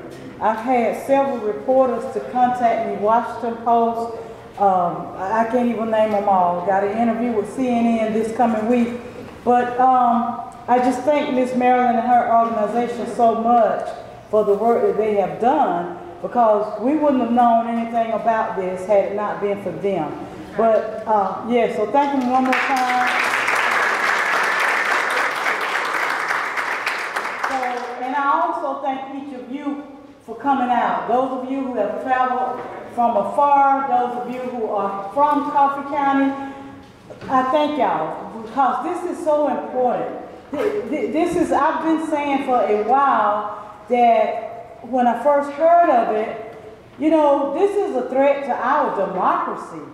You know, this is a serious matter. A lot of people really has taken it lightly. Some of the folks saying, well, they're investigating G.B.R, whatever. But if there's a way to control people's votes, manipulate votes, okay, so that all that we have fought for throughout the years for the right to vote is thrown out the window.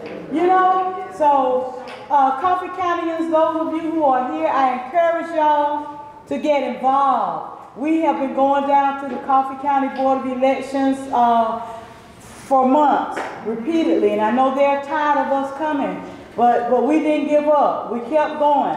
And we need you all, if you're not working, they meet once a month in the morning hours.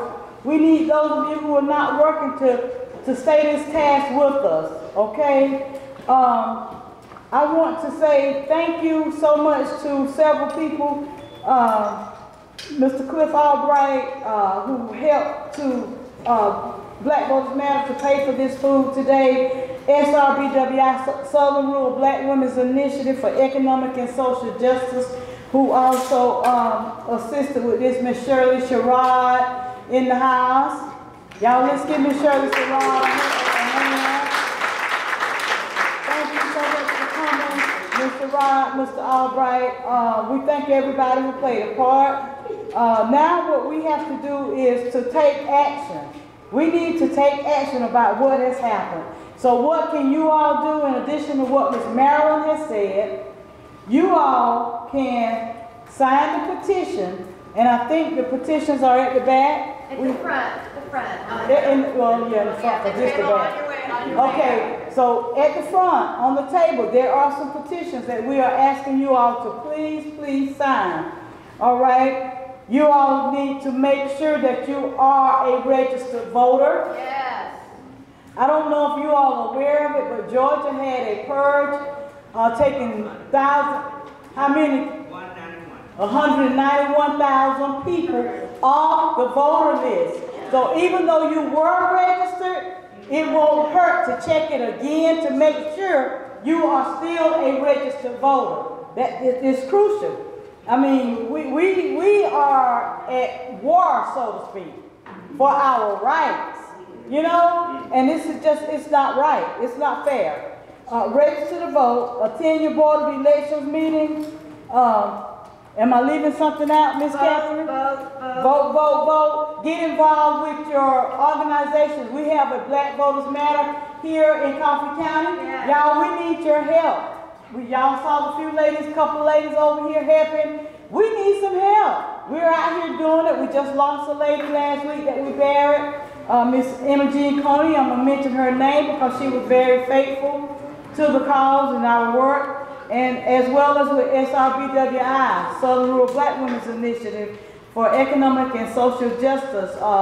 We are moving forward. We need help. We've done at the back also you will find a booklet where we did a cervical cancer research study here in Coffee County about how cervical cancer is killing Black women at a higher rate than any other race. So get a copy of our book, read it. Women, go get your regular checkups. Men, get your checkups so that we can be vibrant and do this work that's much needed. Ms. Olivia? Yes, ma'am. Spread the word. Tell a friend about this day. Yes. What you learned. Yes. I need each one of you here today to tell your family members and friends about what happened here in Douglas, Georgia at Gaines Chapel Church today. The information that we learned and what we must do to keep this from happening again, to get involved. Engagement, you got to be a part of your community. They felt like they could come here to Coffee County because ain't nobody gonna get involved but Olivia Cole Pearson and her few folks she got. That's why they came here, y'all. That's why they felt that they had the power to come up in here in Douglas. They don't care in Douglas. They're gonna sit back and let us do what we wanna do. But we got another message for them. We're gonna join forces, all of us, because it's not about black or white. This is about our rights, y'all. This is serious. It doesn't matter about your political party. It's about your right. We live in the United States of America. We have constitutional rights, and we're not going to let anybody take them away from us. We fought too hard. We have fought too hard and too long.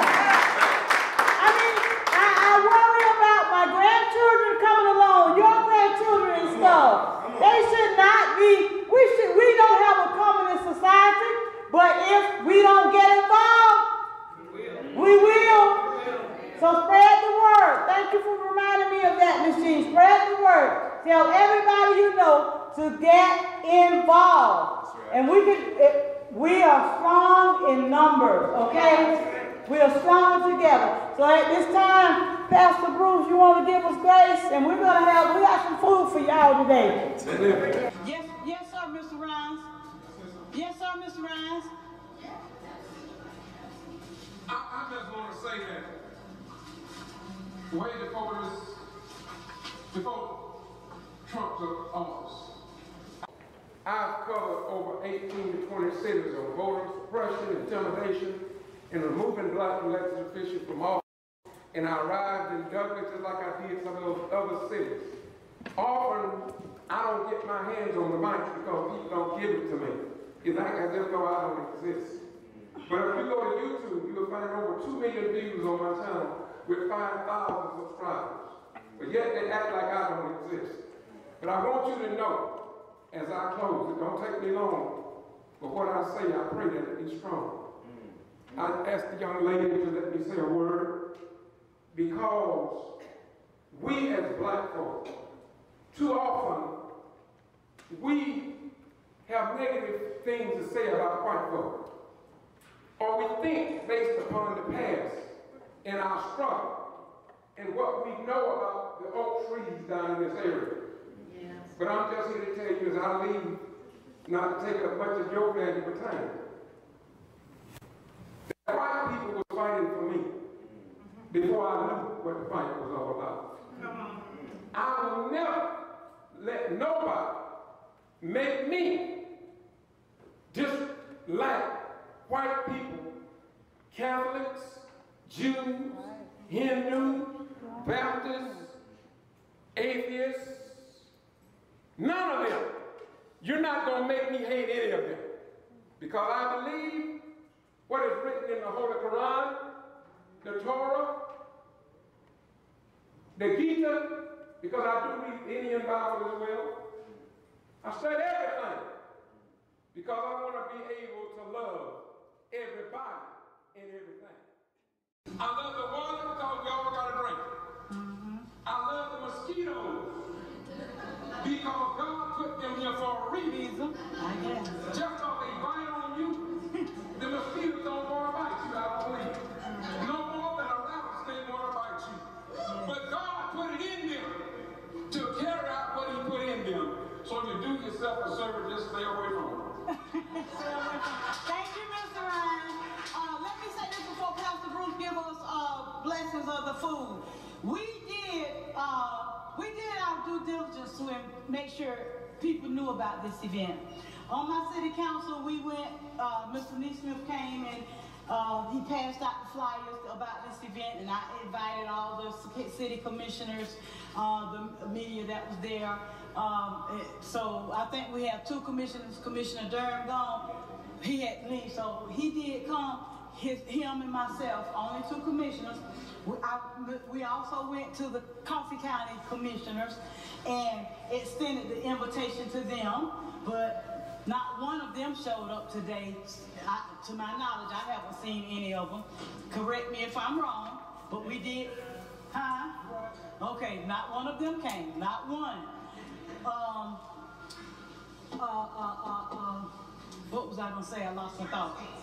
That was what I was going to say. Thank you. Of the Board of Election members who knew about this, we only have one that showed up, Miss Ernestine Thomas Clark.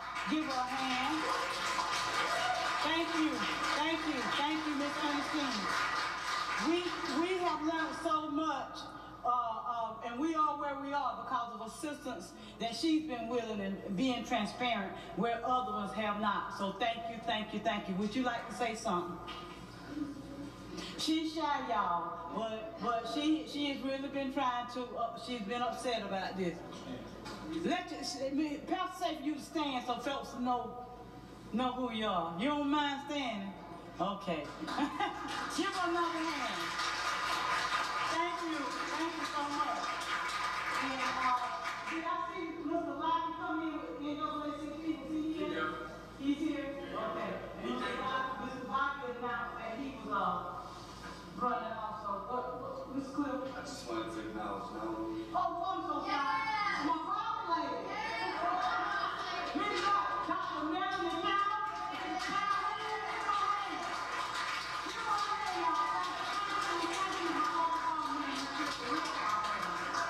appreciate them, like those men, for everything y'all do as well as SRBWI.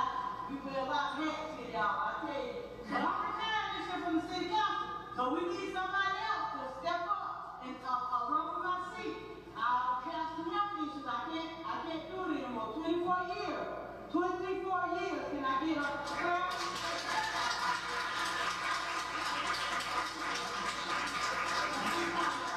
Before the pastor pray, I'm serving today to soldier home, but I got one thing to say. This is the pastor's house. This is God's house. When you came into this building, it was nice and clean. So as we leave this building, it's like nice and clean. Amen.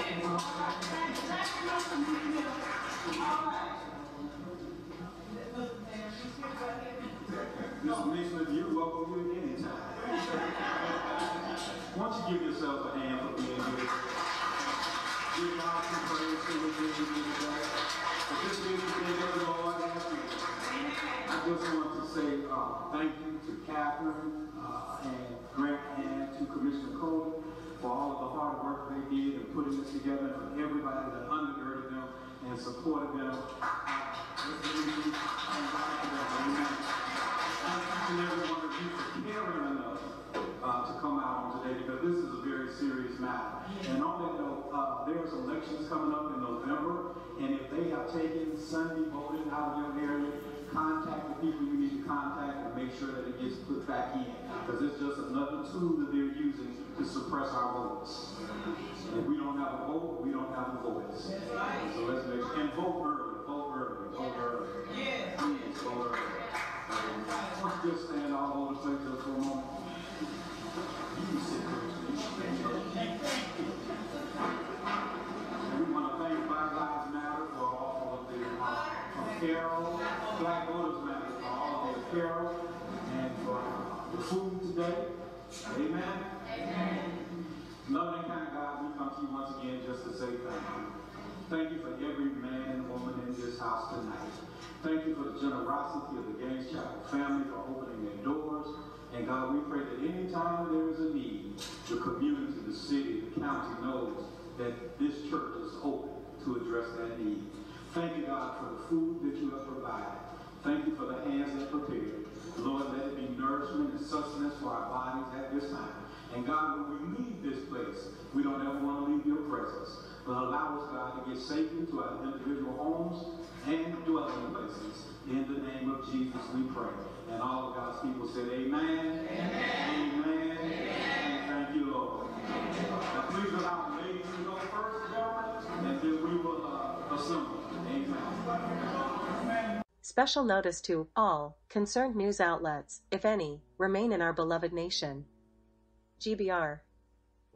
The Ghetto Free Press, George Boston Rhines, have reported about Georgia white pattern and practice on voter suppression, intimidation, impediments, and removing blacks from office after they were elected across the state of Georgia. In addition, I also reported on the Madison, Florida 9 that was brought up on bogus voter fraud charges without news networks connecting the dots. My work started on December 21, 2010, when I was called to cover the Quitman 10+2 in Quitman and Brooks County, Georgia, where 12 black outstanding citizens were charged with bogus voter fraud charges. After nearly 5 years, all were cleared of all charges. But one died from the pressure and undue stress put upon these innocent people. Governor Nathan Deal and SOS Bryan signed off on these bogus charges. Then they removed some of them from office only to have them restored a year later. But the damage was done. What saddens me, even more, is that no mainstream news outlet connected the dots concerning this white pattern and practice that exists in many other cities and counties without a Georgia newspaper to connect the dots and educate the public. God bless everybody as Georgians continues to suffer without news coverage in the black community here in Georgia. I am George Boston Rhines of the Ghetto Free Press, and I approve this truth for you and the world. But who cares? St. John 8:32, St. Luke 4:18.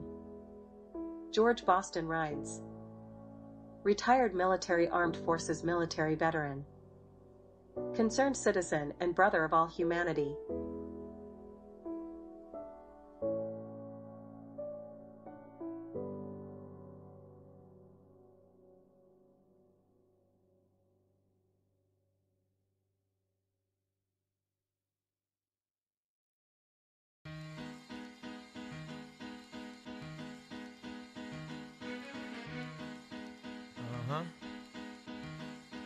Yo, if I had 100 sheep and one of them got away, I would leave the 99 and go find that one. That's right. Look from the locks and jaws of Satan, I come creating, penetrating with force from the land of the lost and coming like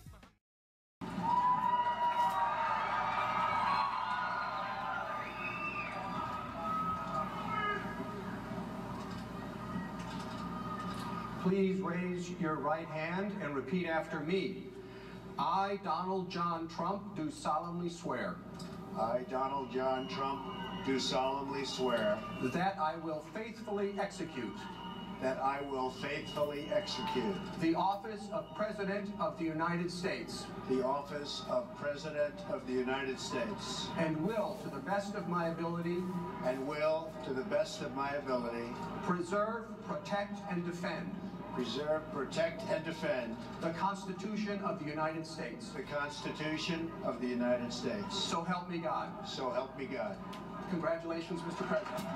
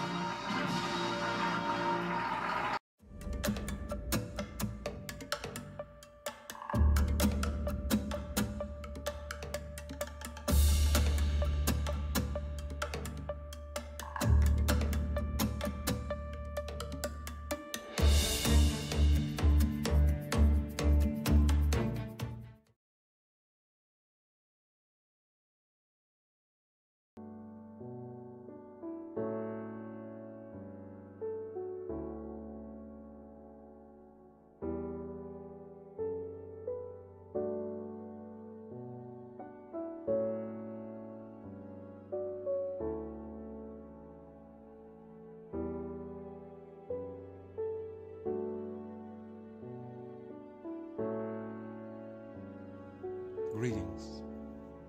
As I sit here in the privacy of my own home, watching MSNBC News about this man we elected to serve in the Oval Office, he seemed to be doing what no other nation could do. He seemed to be tearing this country apart from within. The sad thing about it is that many of our personnel who served in the armed forces of this nation are not saying anything. But they know that the precedent that they are setting is extremely dangerous. It is dangerous when a person is indicted and they can threaten the courts, the witnesses, the judges, even question our form of government, the FBI, the state eyes, and others.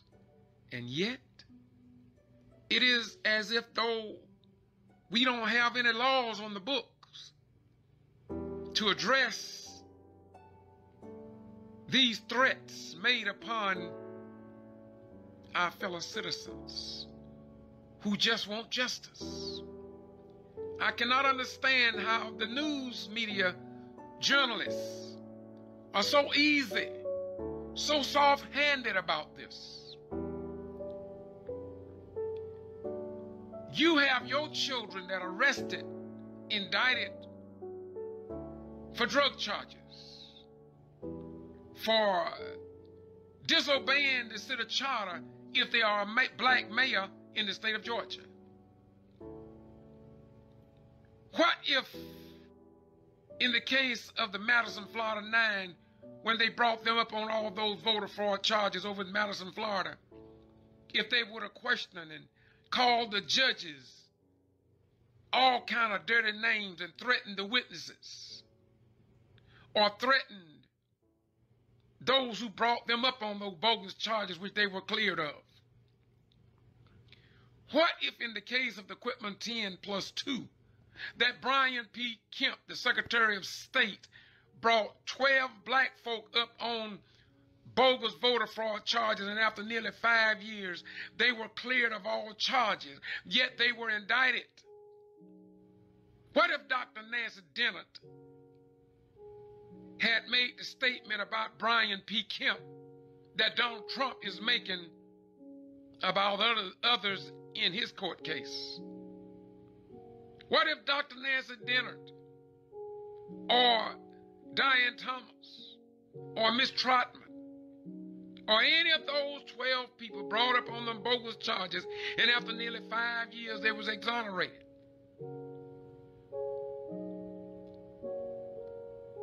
In the future, in cases like this, will they have a right to threaten the superior court judges, the magistrate, the probate judges?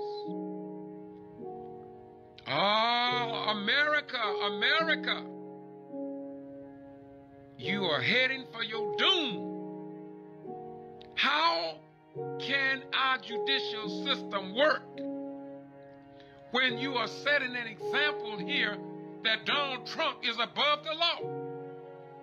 He can do anything and get away with it. As a retired military veteran who took on that code of conduct to defend this country against both foreign and domestic enemies. And when someone come up against the Constitution of this country, and when they publicly, before the world, call this nation names that we have not even heard Putin call it, and yet nothing is done about it. The Senate, the Congress, the House of Representatives, very few people are saying anything with force. Yet I remember my granduncle served in Germany.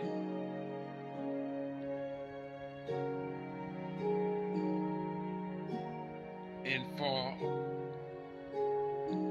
us to see what we are witnessing today, it is indeed a disgrace.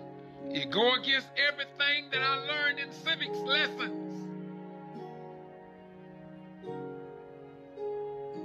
But who cares? The very few people in Congress who are saying something, they are saying it in such a low tone of voice until it's like zero.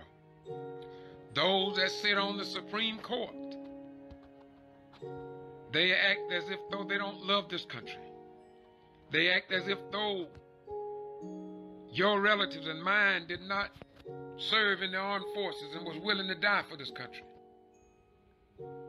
They told us or tricked us.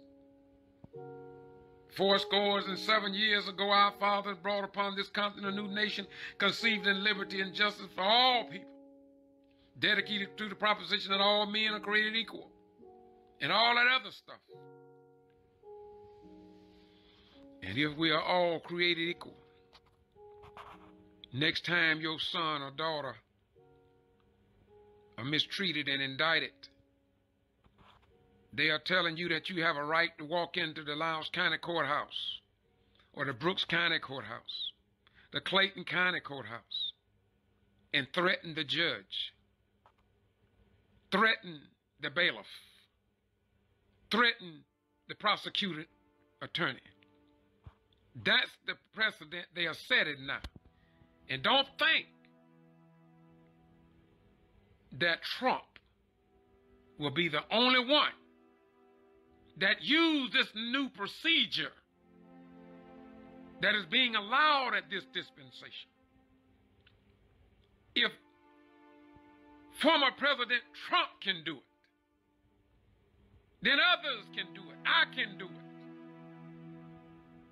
And if you don't let me do it, then hell, you just proved that democracy ain't worth a gator tail. I'm sitting here this evening and I was watching MSNBC News and I was just listening to what they say President Trump, former President Trump said. And I'm gonna be truthful with you. In my most humble opinion, it seems to me that a lot of people don't have a problem with it.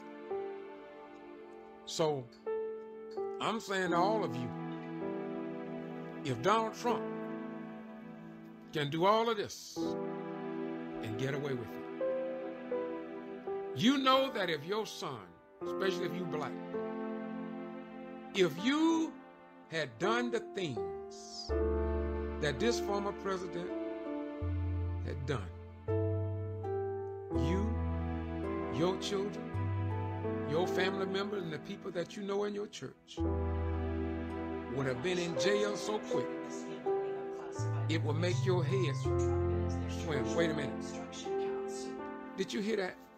They're talking about mishandling of classified information.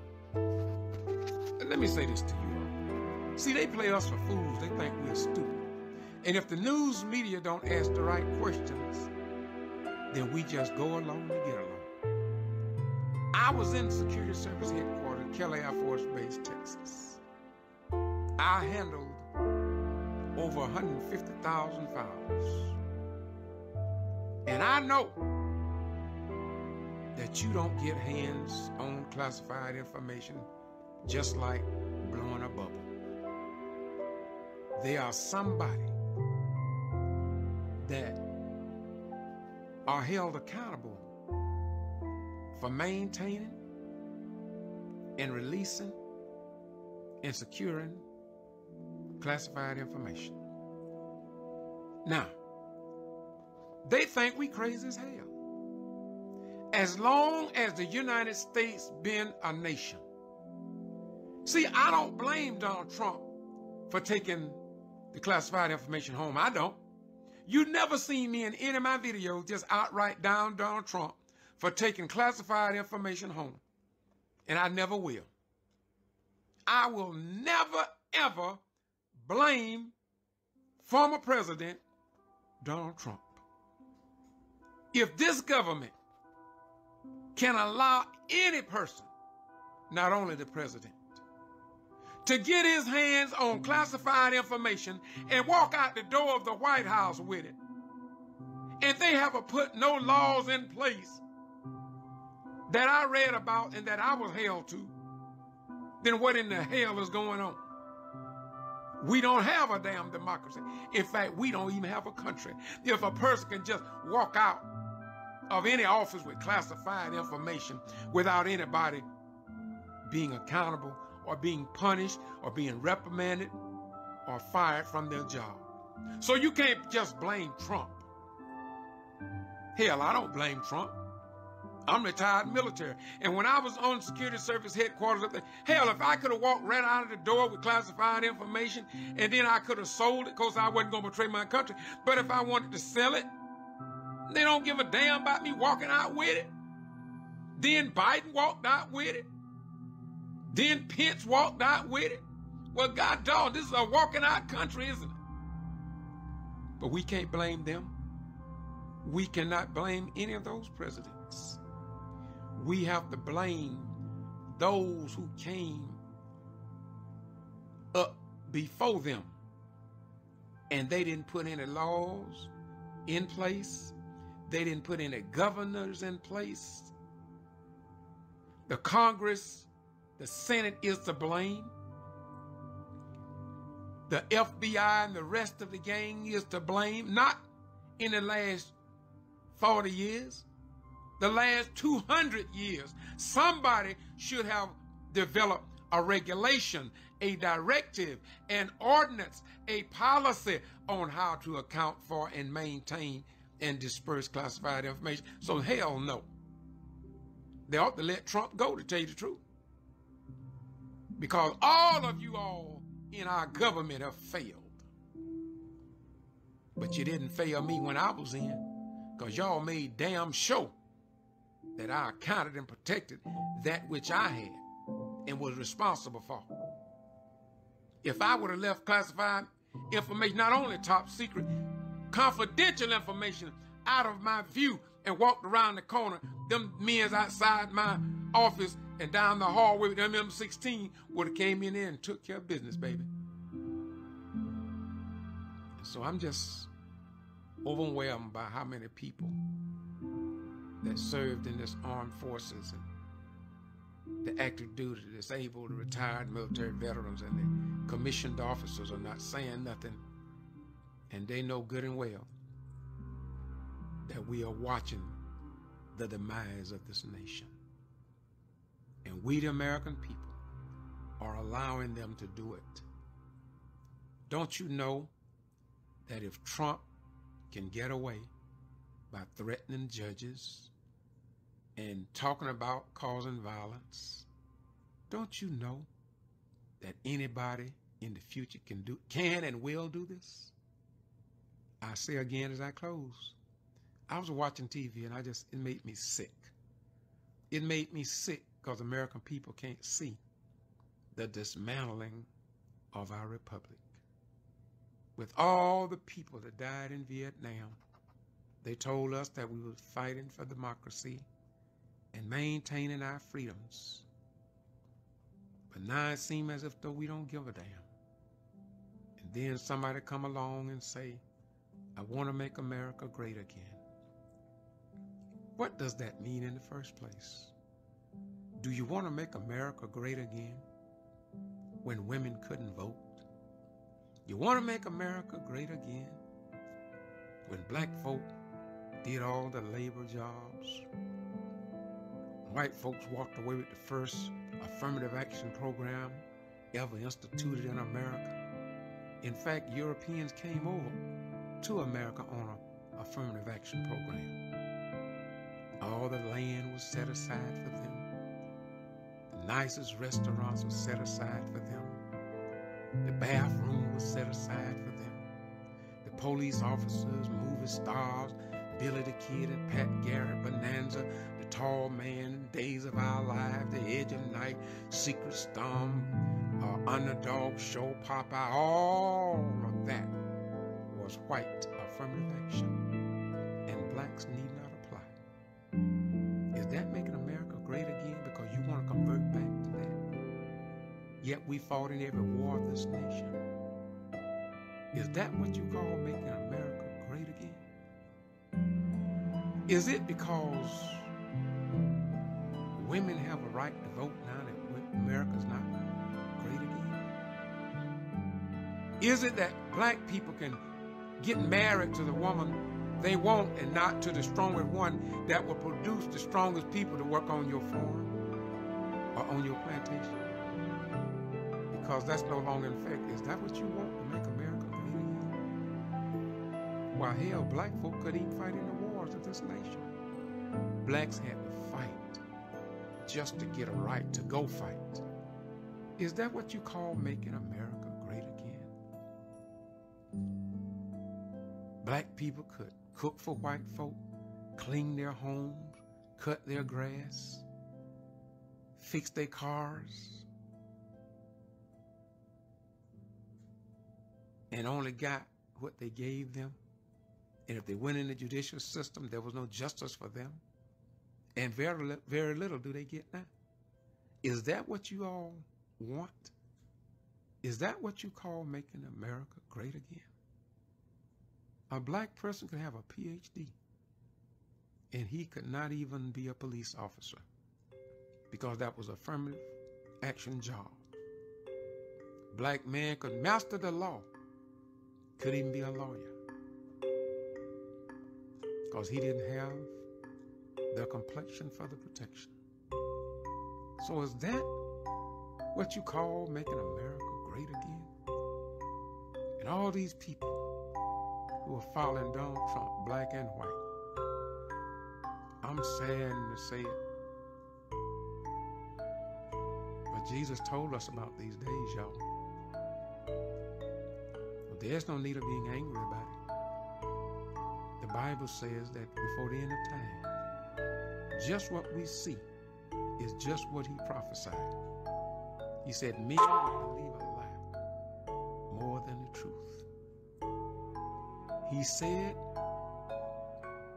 that there will be no need of you returning home on that dreadful day because the Antichrist will have given you the spirit of the Leviathan, and you won't believe no more than what the Antichrist tells you.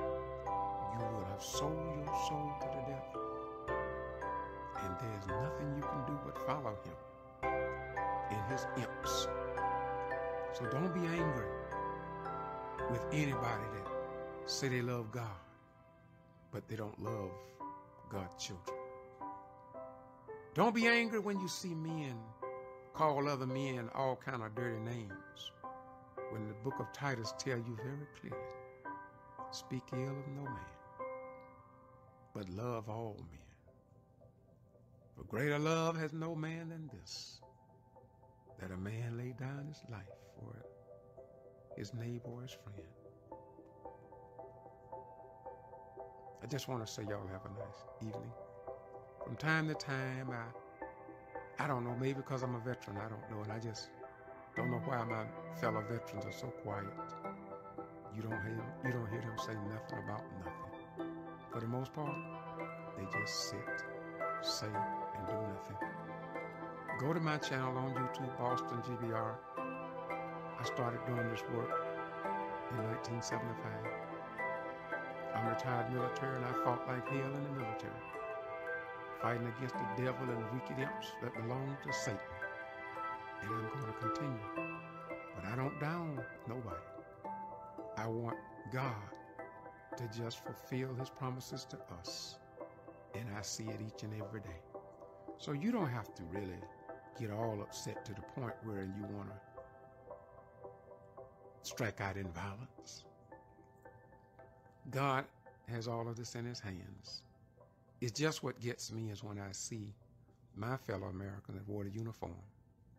God have given us a door in this country. We can speak up, lend our voice to bring it in a better world.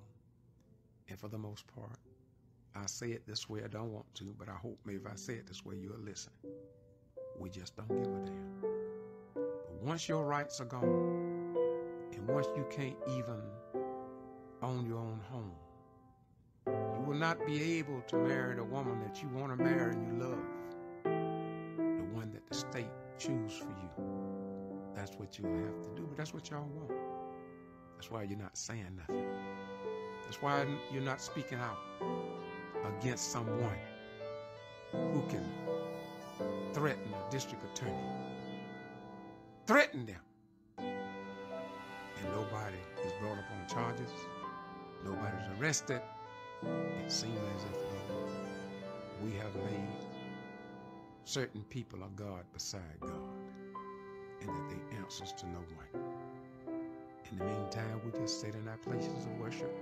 We just sit in our places of worship and say we praying, saying we waiting for the return of the Messiah to fix all of this. But if you don't fight for yourself, then you don't deserve no peace at all. Y'all have a nice day. And remember, they call me crazy. They've been calling me crazy a long time. But you see, True love make you feel my pain and I feel yours. And if you have a husband or a wife, and if they don't have some love for somebody other than you, they don't have no love for nobody. You see, love begets love. And you don't have to go around telling people all the time, I love him, I love you, I love you. The question is, if you love me, saith the Messiah, then you will keep my commandments. That's the way it works. That's the way it works. So I'm saying to you all, y'all have a nice day. May God bless you. May heaven smile upon you. I talk like this again because I love you. If I didn't love you, I would do just what everybody else do. And I used to do it too. I'd be in church on Sunday. I talk about God and his children, but I wouldn't get involved and I wouldn't talk on no controversial issue for my own protection.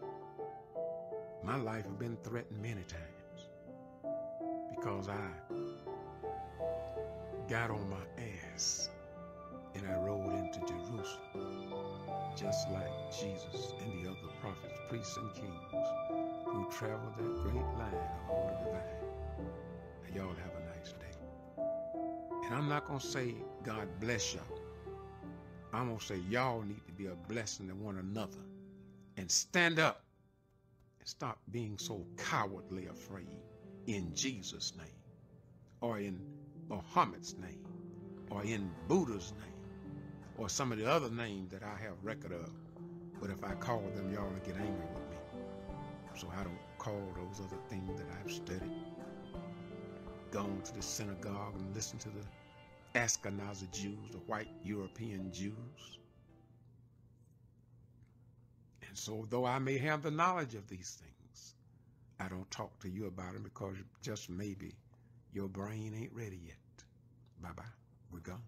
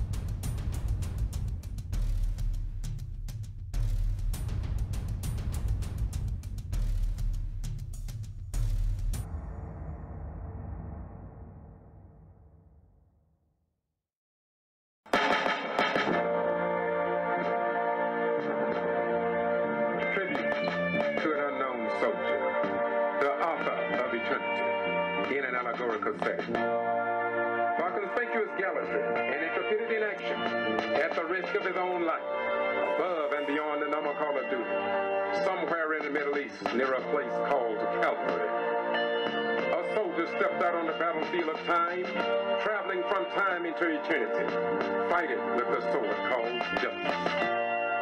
And his birth and surgeons were sent out to seek the unknown, and were met by wise men who had been thoroughly trained in all manner of military maneuvers, such as espionage, sabotage, and subversion, thereby being able to break every code of the enemy and maintain the secrecy of the mission.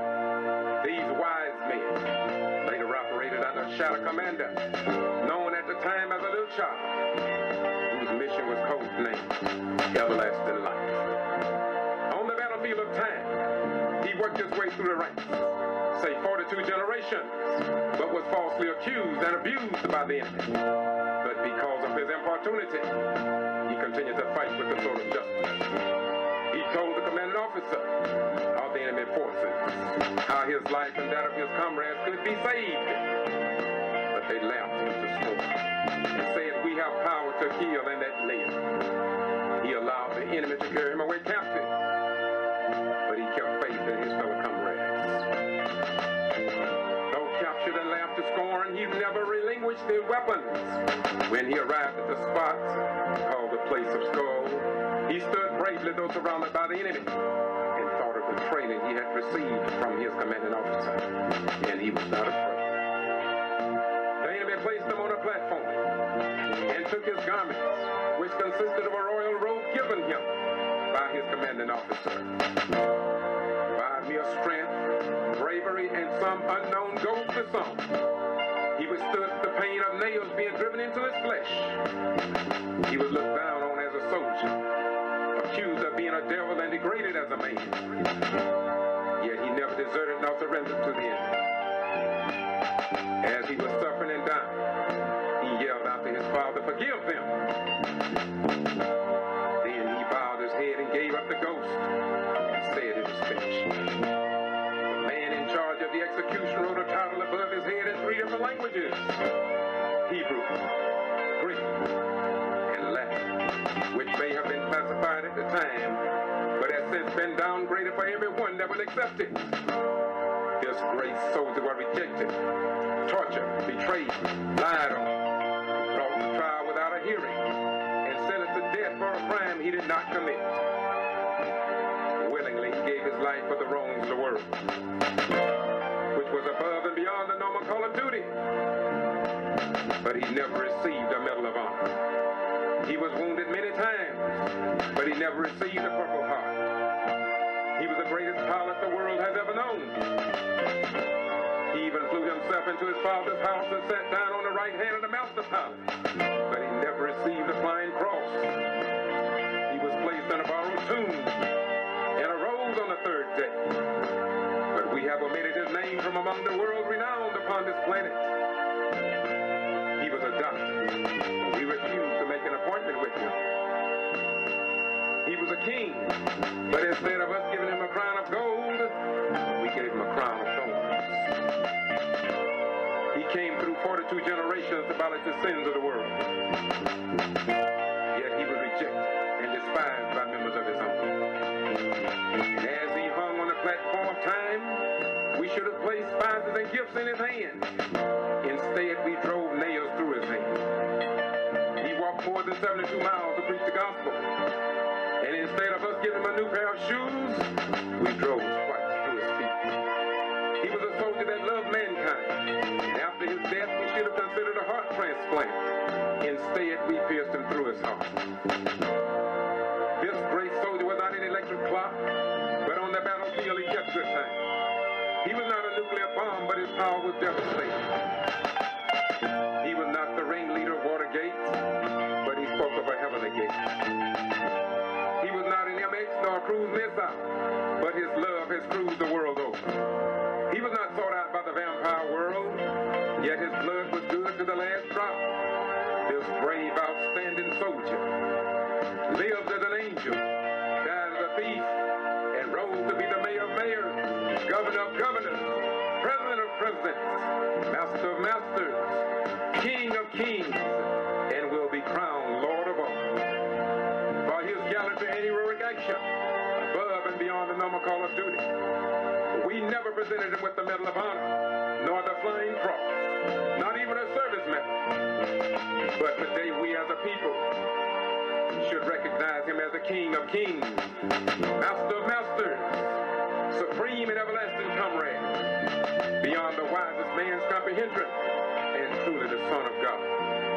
For his ways were not our ways, and his thoughts were not our thoughts. No, there is no metal or precious stone we can give a soldier of such royal value. But but we can pay tribute by living wholly before him, which is our reasonable service. No end, but one soon to come.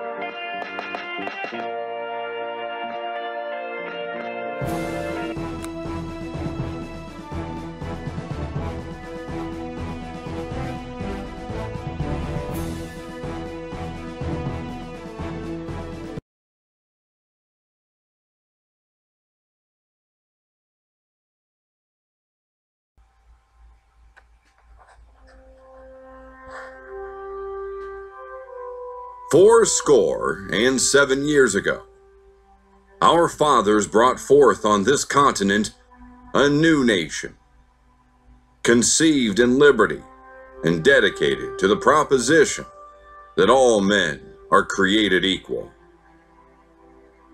Now we are engaged in a great civil war, testing whether that nation, or any nation so conceived and so dedicated, can long endure.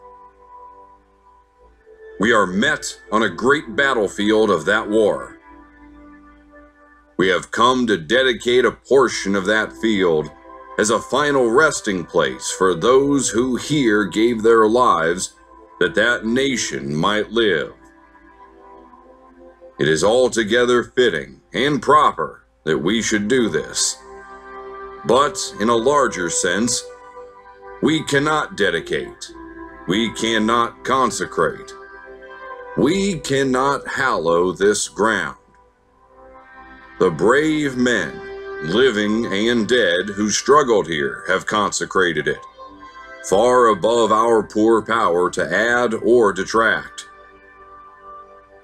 The world will little note, nor long remember what we say here, but it can never forget what they did here. It is for us, the living, rather, to be dedicated here to the unfinished work which they who fought here have thus far so nobly advanced. It is rather for us to be here dedicated to the great task remaining before us, that from these honored dead we take increased devotion to that cause for which they gave the last full measure of devotion.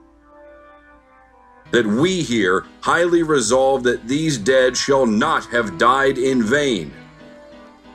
That this nation, under God, shall have a new birth of freedom, and that government of the people, by the people, for the people, shall not perish from the earth.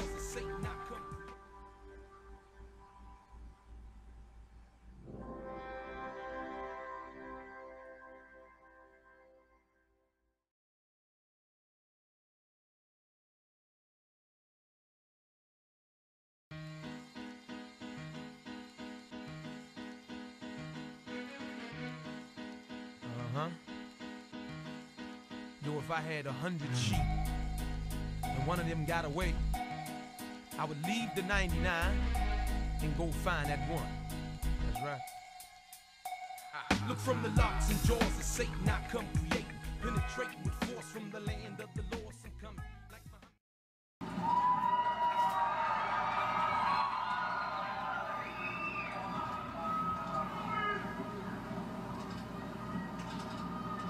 Please raise your right hand and repeat after me. I, Donald John Trump, do solemnly swear. I, Donald John Trump, do solemnly swear that I will faithfully execute the office of President of the United States. The office of President of the United States. And will, to the best of my ability. Preserve, protect, and defend.